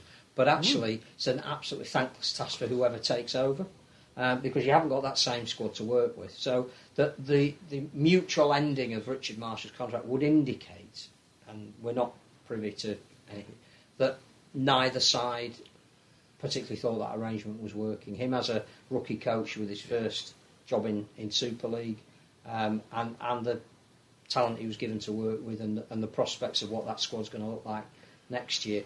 As we mentioned earlier, I would appoint a Lee Breers, because I think if you're going to play, if you're going to be at that end of the table again next year, and we have no idea what that's going to look like, because if we are getting to the 2-10s that Simon Johnson indicated, then you're looking at 2 clubs at the bottom of the season who might be playing in Super League 2. Surely Nottingham and Trafford. They're all going to be relegated. Which this year, if you went on the current league table, would have been Salford and Leeds. But so I would appoint Lee Briers, and if you're going to go down playing the most end. Do what London Broncos did under Danny Ward. Is Danny Ward a candidate for Salford? We didn't put him in that list, did we? So he'd be a surprise appointment now. But I would appoint Lee Briers. Off topic says Weggy. Will the 4020 team be attending Craven Street next season? Probably. Hope so. I'd love to. I'd love to do a live show from there. To be honest, if we can get back to the kind of things that we used to do, at the races at Ponty, it would be absolutely lovely to do a live broadcast of this show from Craven Street with all you great Hull KR fans on it. I'd love to do that. I mean, Sydney would be the star of the show. We'd do a live podcast, but the Super League one's doing that now, so we don't want to step on John's toes. Not that he's in the magazine. Teddy says, get what's in, Gary Schofield. Has he been on to you today? Yesterday. You must have been happy with the result on Thursday. I don't care about Wigan. Playoff rugby. Saints by 12. There you go, there you found it. He's alright. He's got his operation on Wednesday, but he's alright. It's at his bidding and not somebody else's, so he feels pretty much in control of his situation. And he had a Rob Burrow golf day last week. I think he's mentioned it in his column. Has he? Yeah. Which I think will have raised a tidy amount. Yeah. He's running 2 next year. Is he? For the Rob Burrow Foundation on the Thursday, 19th of May, on behalf of blind and partially sighted people, and also the British Heart Foundation on Thursday, September 22nd. Please keep checking the column for further details on how to enter. There you go. Gareth Hughes retired. Does he get to go on the pitch with the trophy? I think he brings on the silver whistle before the game at Old Trafford. Don't have enough referees. It is that time of year where everyone gets called a legend even when they're not. And that's not a knock on Scully, by the way. I think we do need to do more to commemorate players who retire, because there does seem to be a real core of them this year, of fantastic servants who are bowing out. They need to be properly sent on their transition to the next part of their life. So if you do know, by the way, who has picked the dream team, because it isn't us, and who has picked the Man of Steel shortlist, because that wasn't us either, please let us know in the comments, because we don't know. Kevin says, hope Lee Briers gets a chance to be coach somewhere. I think he will. I hope You'd so. imagine. I hope so. People like him, don't they? I think he's just got a great outlook, and I think he is a good communicator, and I think Salford would be a really good fit for him. If anyone needs a drop goal coach, there's your man. That's what he would have done. There you go. And as Kevin says, Salford were never going to match this season what they've done in the previous 2. It was never going to happen.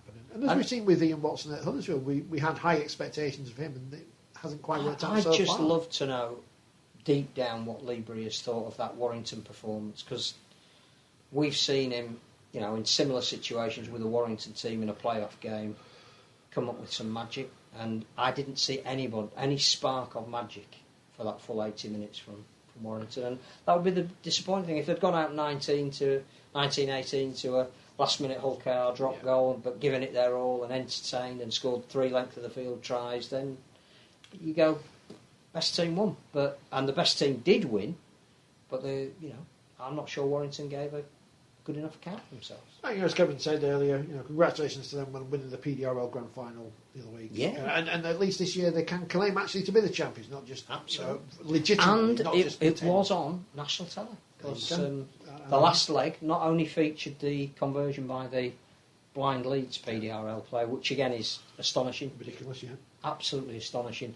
But showed Adam Hill's not only setting up what was the winning try, but quite brilliantly, the best part of the Warrington game from a Warrington point of view was them parading his leg round at half time when the trophy was shown to the fans. It wasn't his real leg. No. If you watch on YouTube, I think that's it. There's nothing else, is there? I think. What the headlines today? I don't know. Kingsley's been announced. Sam Tompkins might play. I don't think he will, and I think that if he does, there is a danger that he won't get through the game. I think that's a real big decision for Steve McNamara to make this year. Do you just say, look, Sam, we're going to do it for you, give you another week, you'll play at Old Trafford. I just think you can't take a risk with injuries at this time of the year. There's loads of people's birthdays this week, but then again, it is every week. 49.44% of League Express readers suggested that Hull FC had the most disappointing season. Was that before or after the Wigan and Warrington game? Well, that's true. And with those things, it is always of people who bothered to vote. Yeah. I think they forget sometimes, especially when they talk about, taking... Oh no, Scully said Rovers' victory run can continue, so that's Catalan in the grand final. Congratulations, Catalans. We'll see you in a couple of weeks. Well, I won't, because I'm not going. To Old Trafford. Got a better invite. I'm hoping to go. Have you upset anyone in the Super League? Hope so. Yeah. Coming up on the podcast is some more PDRL talk with someone who's involved in the grand final, as in Wakefield Trinity's Dr. Emma Kirke. So stay tuned for that if you listen to the podcast. If you're watching on YouTube, there isn't. It's already up there anyway. We'll be back next week with perhaps John Davidson in the studio. He's playing Rugby Union now. Yeah, he did. What's going on there? These Australians, they don't get it, do they? He was playing at number 10 and tells me he didn't kick the ball once, so he won't be picked again. No. The Johnny Wilkinson of this programme will be back. Are we going to get his sidekick from Morley? I don't know. We keep trying to, don't we? But he doesn't reply to my messages. I just don't think he checks. I'll ask him. I don't think he checks his Twitter DMs. So that'll be next week as we build up to the grand finals in more detail, which we're looking forward to because it's all exciting. That's the end of this programme, which was 4020 Live. Check out the exciting magazine, which is here. Look, it's got Magic Weekend full of on it. scrumptiousness. And it's in the bottom corner there. You can see as well on your screen. I've put it there on perfect reading to accompany your wait for semi-finals and grand finals. Indeed. And what else do we need to promote? That's it. We'll see you next week. I'll end stream and then I'll go.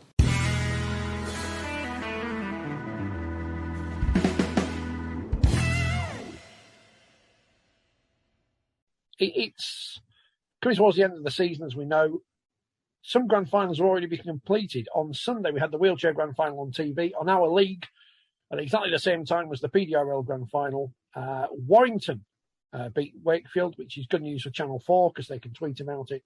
Not so good news because she was playing for Wakefield. Dr. Emma, how are you? Really good, thank you. Yeah, that's true. I don't know that they tweeted about Wakefield's brilliance and heroics on the pitch because we were slightly depleted in numbers, shall we say? But yeah, it was at York St John University, which was a great place to host it. It was slightly disappointing about the build up, and I felt it was maybe a bit lacking. I didn't even know it was on our league until the day, if I'm honest. I think that might be one of the issues with this season. It seems that a couple of years ago, PDRL launched in a blaze of glory for many and various reasons. Lots of publicity around it. Obviously, COVID has come along. Last year was a write-off and it's back this year. But it seems to have gone under the radar for some reason. I didn't realise it was back, and then it was back in these festivals. And I seem to have completely missed the whole season. Yeah, I mean, the beginning of the season was dropped on us, really, because we didn't have a pre-season. We weren't sure when we were going to be back playing. And then suddenly it was, you can start your league matches next week. So it was a bit strange. And, of course, the community-level rugby training protocols have been a little bit different to sort of Super League. So we were training on a pitch when we couldn't use tackle bags, so there wasn't the contact training. So it was a very strange kind of start. And I honestly think that that's one of the problems we've had at Wakefield, because we have had the worst season for injuries that I have ever been involved in. And I think, not just injuries, but severe injuries. So like in the first match of the season, I didn't play in it. It was at Leeds. It was on a 4G pitch. And a new recruit that we had, a guy called John, he ended up with multiple fractures in his ankle and leg, consequently surgery, and pinned and plated. The second match out, I broke my collarbone. And then the third match out, Josh Goodfellow snapped his bicep tendon. He's had to have that surgically repaired.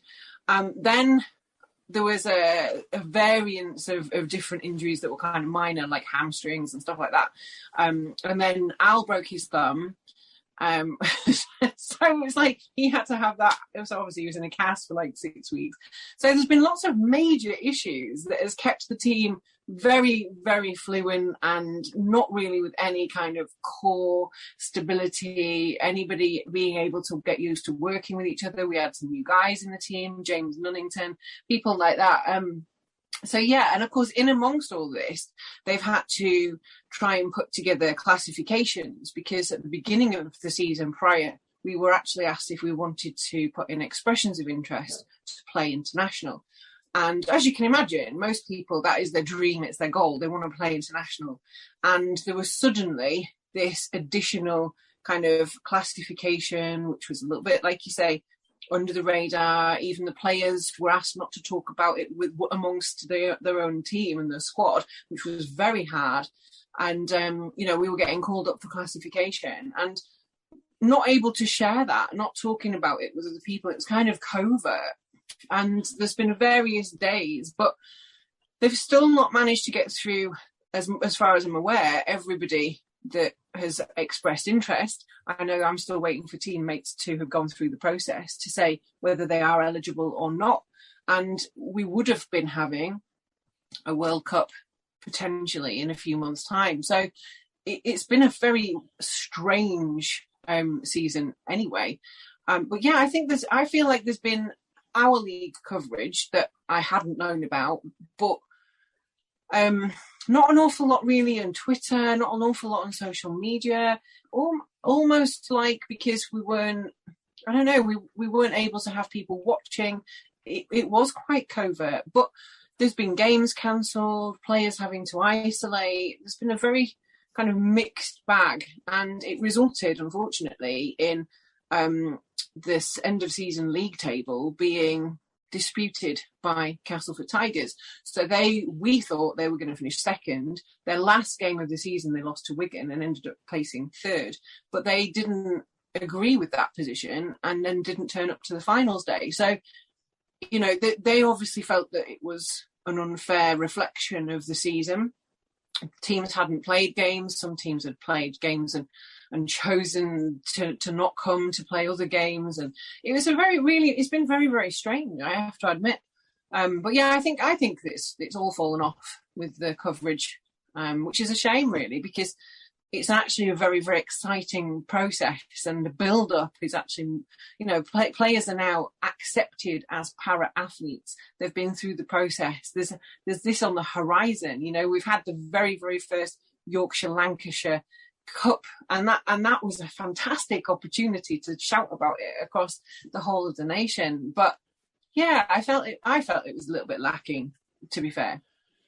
Everything's, every variant of rugby league has been affected, hasn't it, by COVID and games being called off and this, that and the other. So I guess that's to be expected. We'll come back to that in a moment. You mentioned classification, and I guess for people who just watch the Paralympics, this is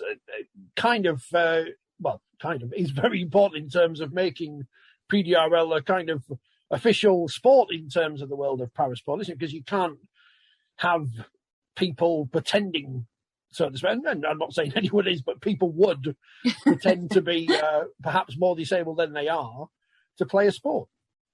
Yeah.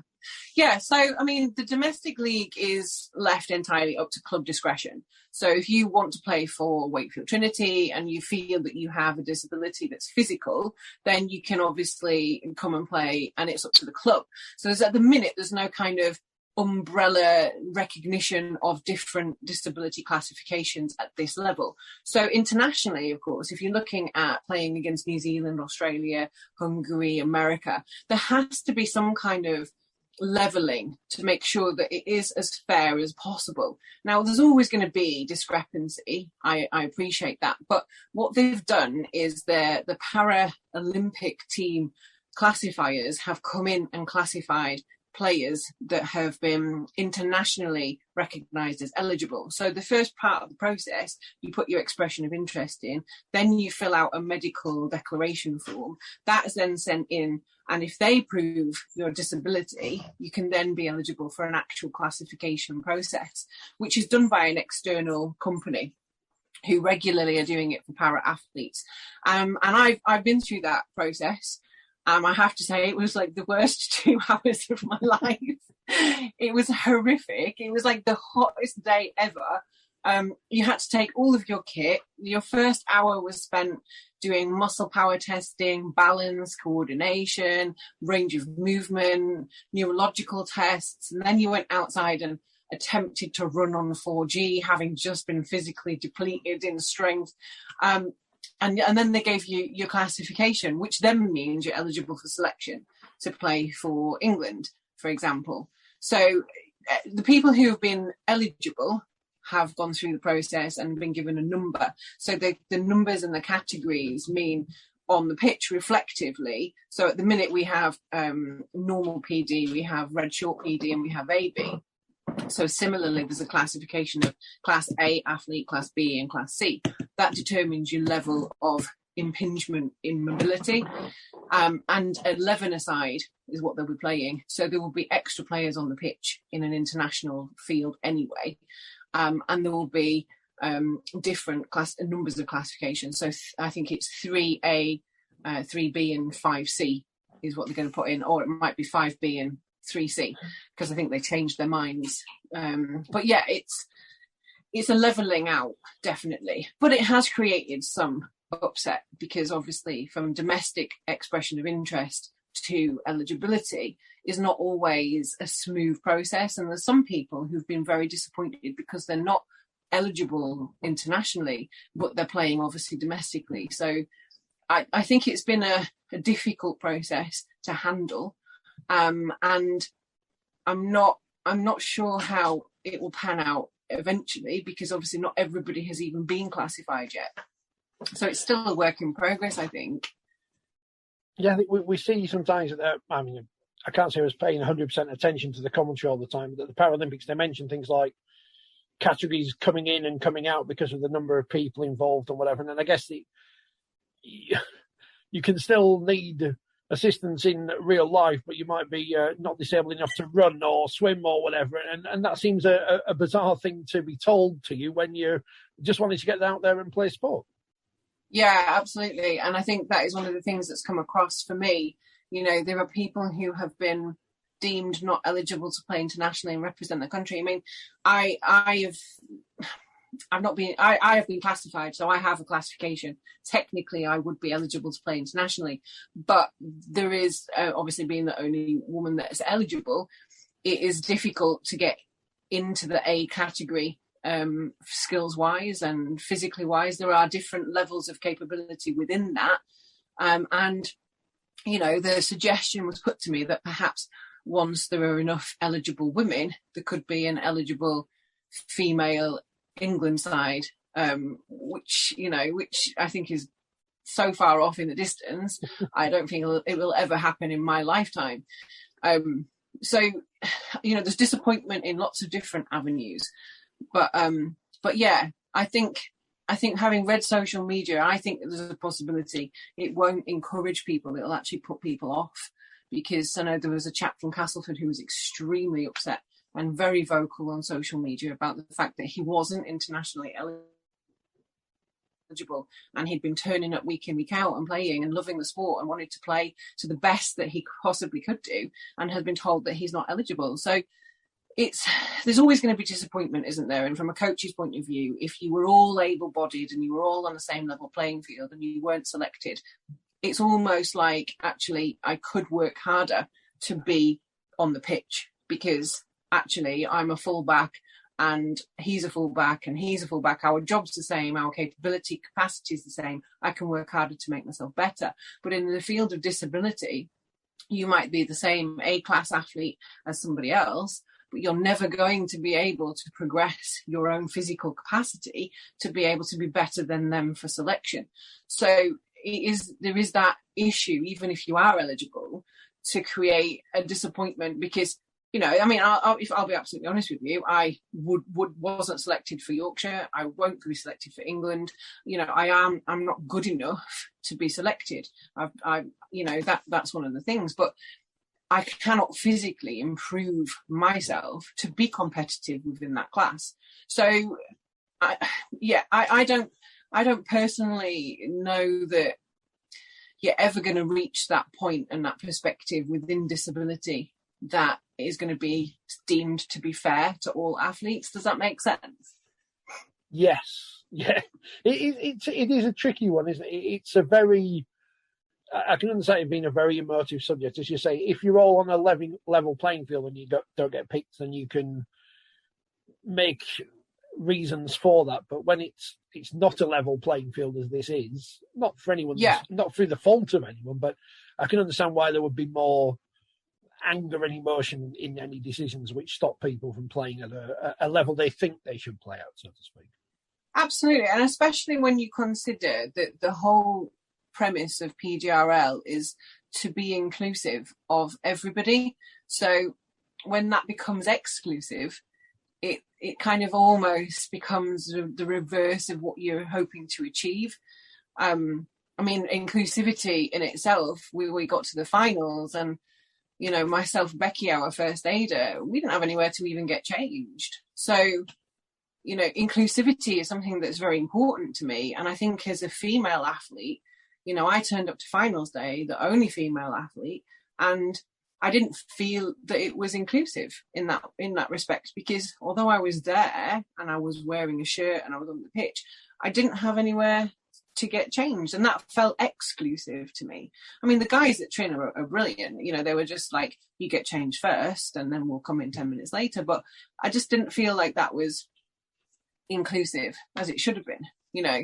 And nowadays, of course, at any level, I think you're supposed to actually have separate changing facilities for females. But, you know, that's one element of it that I think needs improvement certainly for upcoming seasons. I mean, this is the third season that I've played in, and I'm still, you know, trying to push the inclusivity element of it. And I would love more women to be involved, but, you know, that perhaps is something that puts them off. Is it almost a victim of that early success that obviously, I mean, again, COVID happened, take that out of it, but because everything seemed to grow so quickly, that the teething troubles have come later on than right at the start, it seems. And whereas, you know, classifications come involved now, having a World Cup, which obviously has been delayed by a year, but did appear to be tacked on as a kind of an afterthought along with the other 3 World Cups. It seems that all the problems are coming later on than at the start when the PDRL was first devised, so to speak. I think initially there was a heck of a lot of enthusiasm from people that were involved. You know, I think there was a buzz about it. The athletes that were getting to play again suddenly were having opportunities they hadn't had before. And I think that was creating its own momentum. And then I think what happened after that was the LDSL have created a great partnership with Community Integrated Care, which of course has given them a funding and a platform and a media kind of space, if you like, that PDRL hasn't had. We've not got that overhaul umbrella, you know, partnership with a sponsor. So I think that gives it a struggle in itself. I think that, you know, COVID hit us very badly because we had an entire year where nothing happened. And, you know, we had players drop out. There were circumstances that suddenly people, you know, were having to change their jobs, where they lived geographically. So that's been an impact. But I think we were always going to hit issues like the classification element. You know, that's always going to be a problem unless it is there from the blanket beginning. And that will always have to be implemented if you want to create international competition. So that for me was always going to be some barrier in the future. I think this season's been very weird, for, like you say, for everybody, but for PDRL, I mean, I'm obviously talking from a personal perspective, but I don't feel like it's been advertised. I don't feel that it's been expressed that it's still happening. I think that one of the things, talking to PDRL players across the whole board, they feel like you've just mentioned, it's a tag on. And, you know, when they're talking about the 3 grand finals and, you know, there's no PDRL mentioned, it doesn't need to be televised, but perhaps mentioning it in the same breath would help to elevate it, to give it that exposure that it is lacking. You know, are great for the wheelchair, the women's, the men's. That's brilliant what's happening, but it's always that second kind of tier of expression and exposure, which until it's, you know, kind of up there on the poster, if you like, it's always going to be missed, because there's that excitement about the advertised Rugby League World Cup involvement, and everybody wants to see it, and it's televised, and it's brilliant, but it's not anywhere near considered in the same league, excuse the pun, as the others. And I don't think until it is, I don't think that we will attract sponsorship, because it's that kind of catch-22, isn't it? You know, if you're not getting the exposure, why would somebody bother sponsoring the league? They wouldn't, because they're not going to get exposure from it, so their advertising would fall foul. And you know, and it's a catch-22. I think they need to at least mention it, not necessarily televise things, but at least mention it in all-encompassing, because the Rugby League World Cup has been advertised, hasn't it, as the most inclusive Rugby League World Cup in history. So then, you know, in my mind, let's make it that. Yeah, it's, I don't want this to sound like we're just being completely negative about things, because Oh God, no. I mean, I've only been to one game live, so that was a couple of years ago. Now it seems like a long time ago when Leeds played Warrington at Headingley. I know you were there as well. So I haven't seen as many games live, but what I have seen either in person or on the screen, it's recognisably rugby league. The quality's good. It's a good product, so, to use that phrase. It's not as if the game itself isn't any good, is it? The actual sport is good and entertaining. Yeah, completely the opposite. And I think if I take us back to the last grand final, which was 2 years ago, and my dad came to watch for the first time ever. Now, my dad never watches my brother or myself play, because he gets too nervous, he gets too scared, and he doesn't want to come. He doesn't want to come and watch us get injured. So he came to watch for the first time ever, and he was ridiculously blown away by the speed of it, by the sheer impact, the way it was played, and that's not a sole opinion. You know, people who come and watch it they're just mesmerised by how good those players. I'm not putting myself in this category, but how good players are, and how much the tackles are not just. They're not just, you know, tagging. They are proper full-on contact, and they love it. They love playing like that. And you can tell when you watch a game how much the players are enjoying being there, which is why an elevation of you know, what it's about and who suddenly becomes aware of it would be brilliant, because I'm sure there are athletes out there who would love to be taking part in this. I mean, even the wheelchair guy said that to Adam Hills, he told me this at the grand final. The wheelchair rugby athletes said that we're mad. I mean, those guys to me are crazy. They're playing rugby in like actual weapons. Do you know what I mean?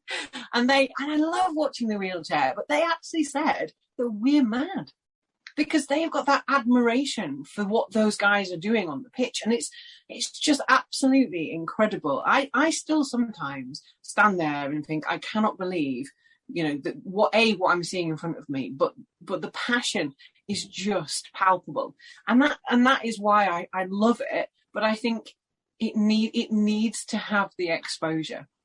So, you know, we had a new AB played with us on Sunday, and he came off the pitch.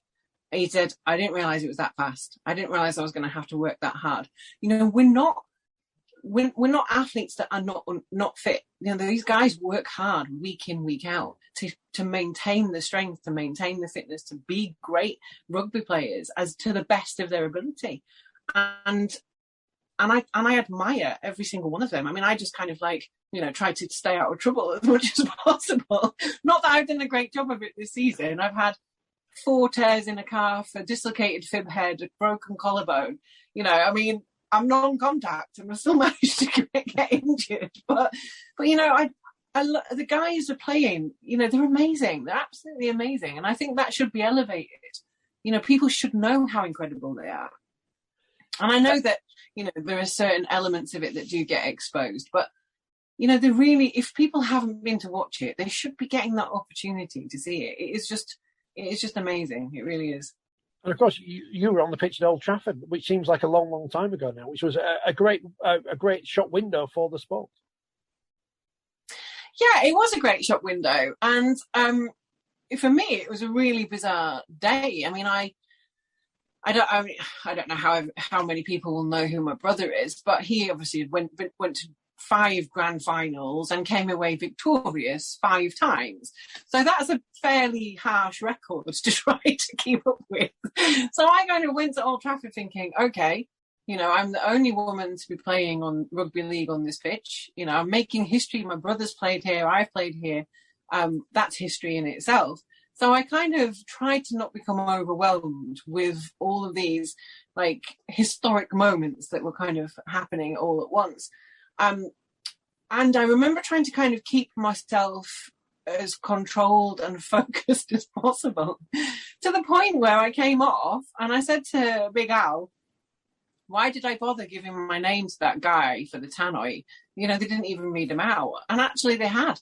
But I was concentrating so much on not messing up and not being overwhelmed by this big occasion that I didn't actually take in any of it.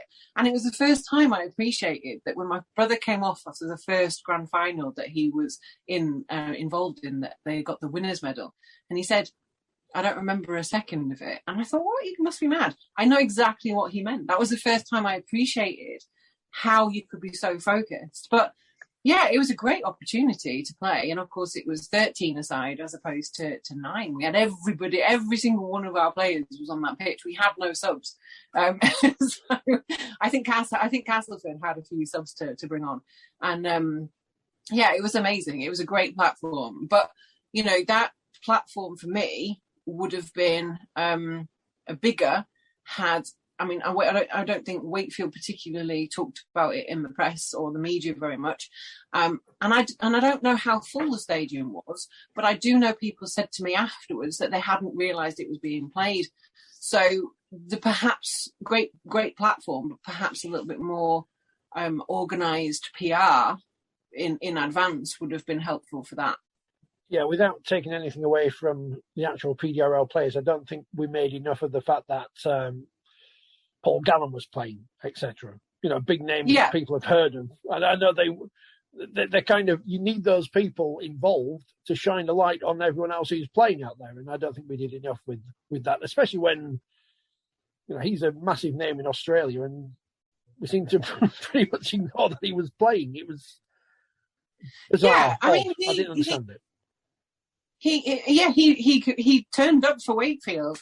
He pulled on the shirt. He played alongside us on the pitch, and that was an amazing thing to happen. I mean, it's not like you said; it's not every day you get to play alongside these sort of legends, and they, the lads are so grateful for them giving up their time and helping to facilitate this brilliant format of rugby that is designed to bring this,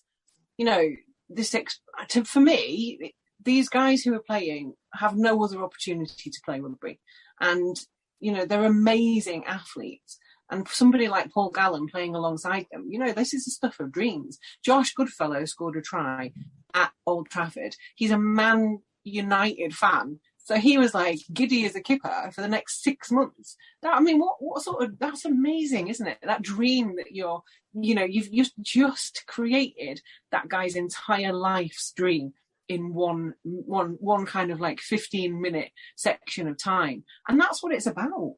These people are achieving amazing things, and things that were 3-4 years ago not possible in the UK, and that is, that's what it's all about. I speak to George Tonner regularly, and he's still as enthusiastic as he was when he's established the format of PDRL all those years ago, and I'm eternally grateful to this guy who I have met, but he's got this concept that he's just laid bare, and everybody else is now having opportunities they wouldn't have had before. I would never have been able to get my heritage number for Wakefield Trinity alongside my brother. We've both got heritage numbers from Wakefield Trinity.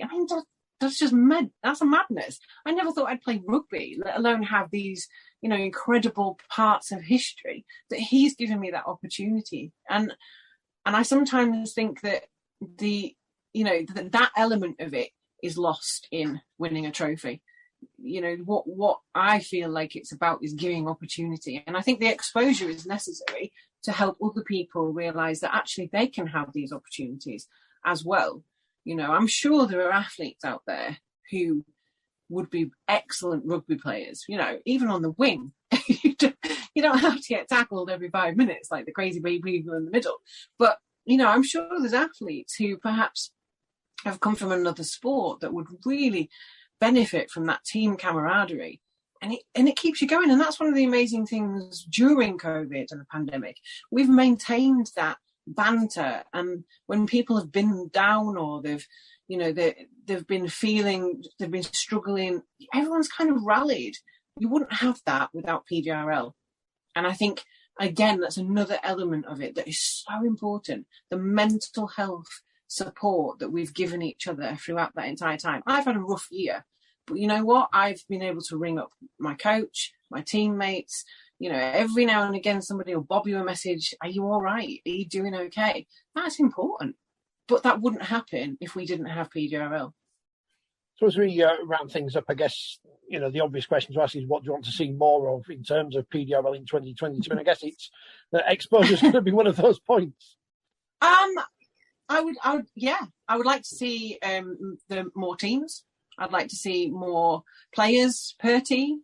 I'd like to see more women kind of, taking to the pitch. I would like to see more exposure. I'd like to see it having a platform where, it can be on the radio with commentary. That's an opportunity. It doesn't have to be televised.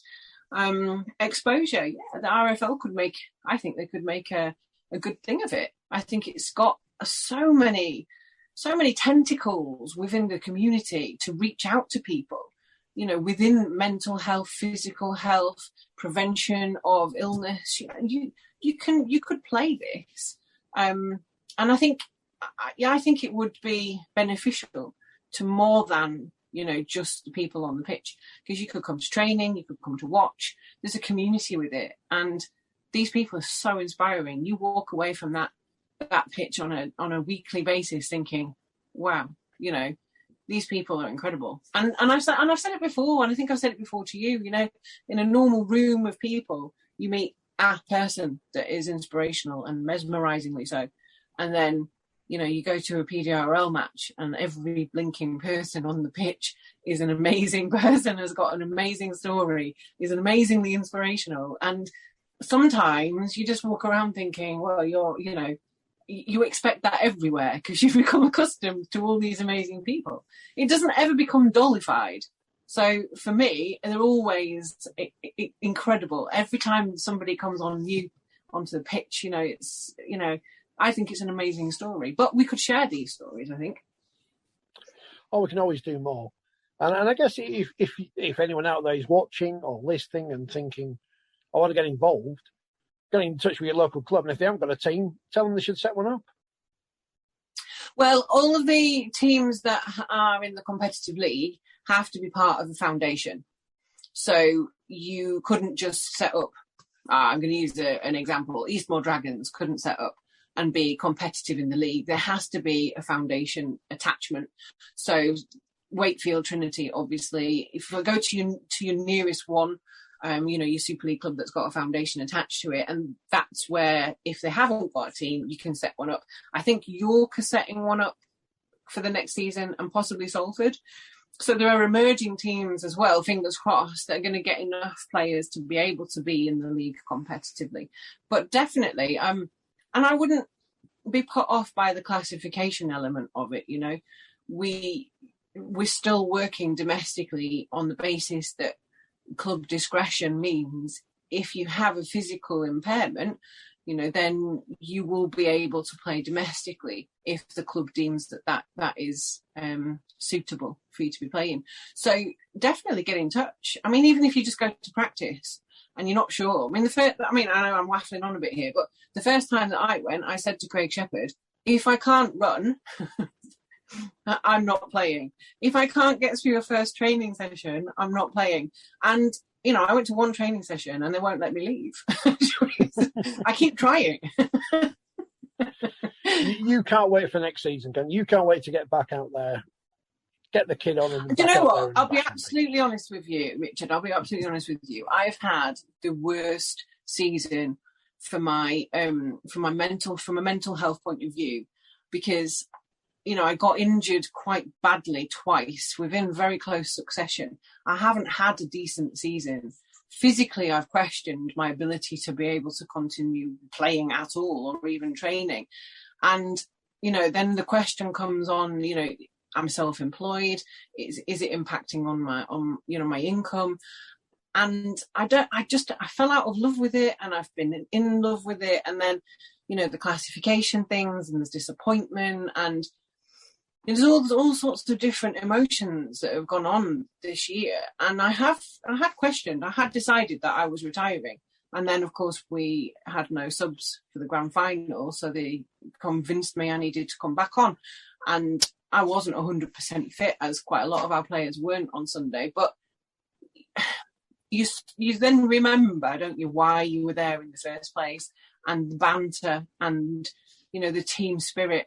And it's just a whole bunch of people that I would really miss if I wasn't there. And then, of course, you know, there's the other thing in your head, isn't there? If I retire this season and they bloody win next year, I will be gutted that I'm not in the squad, won't I? It always drags you back. It always drags you back. Rugby League has this ability to drag us back from the precipice time and time and time and time again. We can't help it. Yeah, it does. Yeah. Emma, thank you for your time. Rest up. Don't get any injuries in the off season. I've got 6 weeks. 6 weeks? Not much. 6 weeks. Pre-season starts in 6 weeks. Well, at least you'll have one this year, and fingers crossed 2022 is a better season on and off the field for everyone. Yeah, thank you very much. Thank you for having me. It's been brilliant chatting.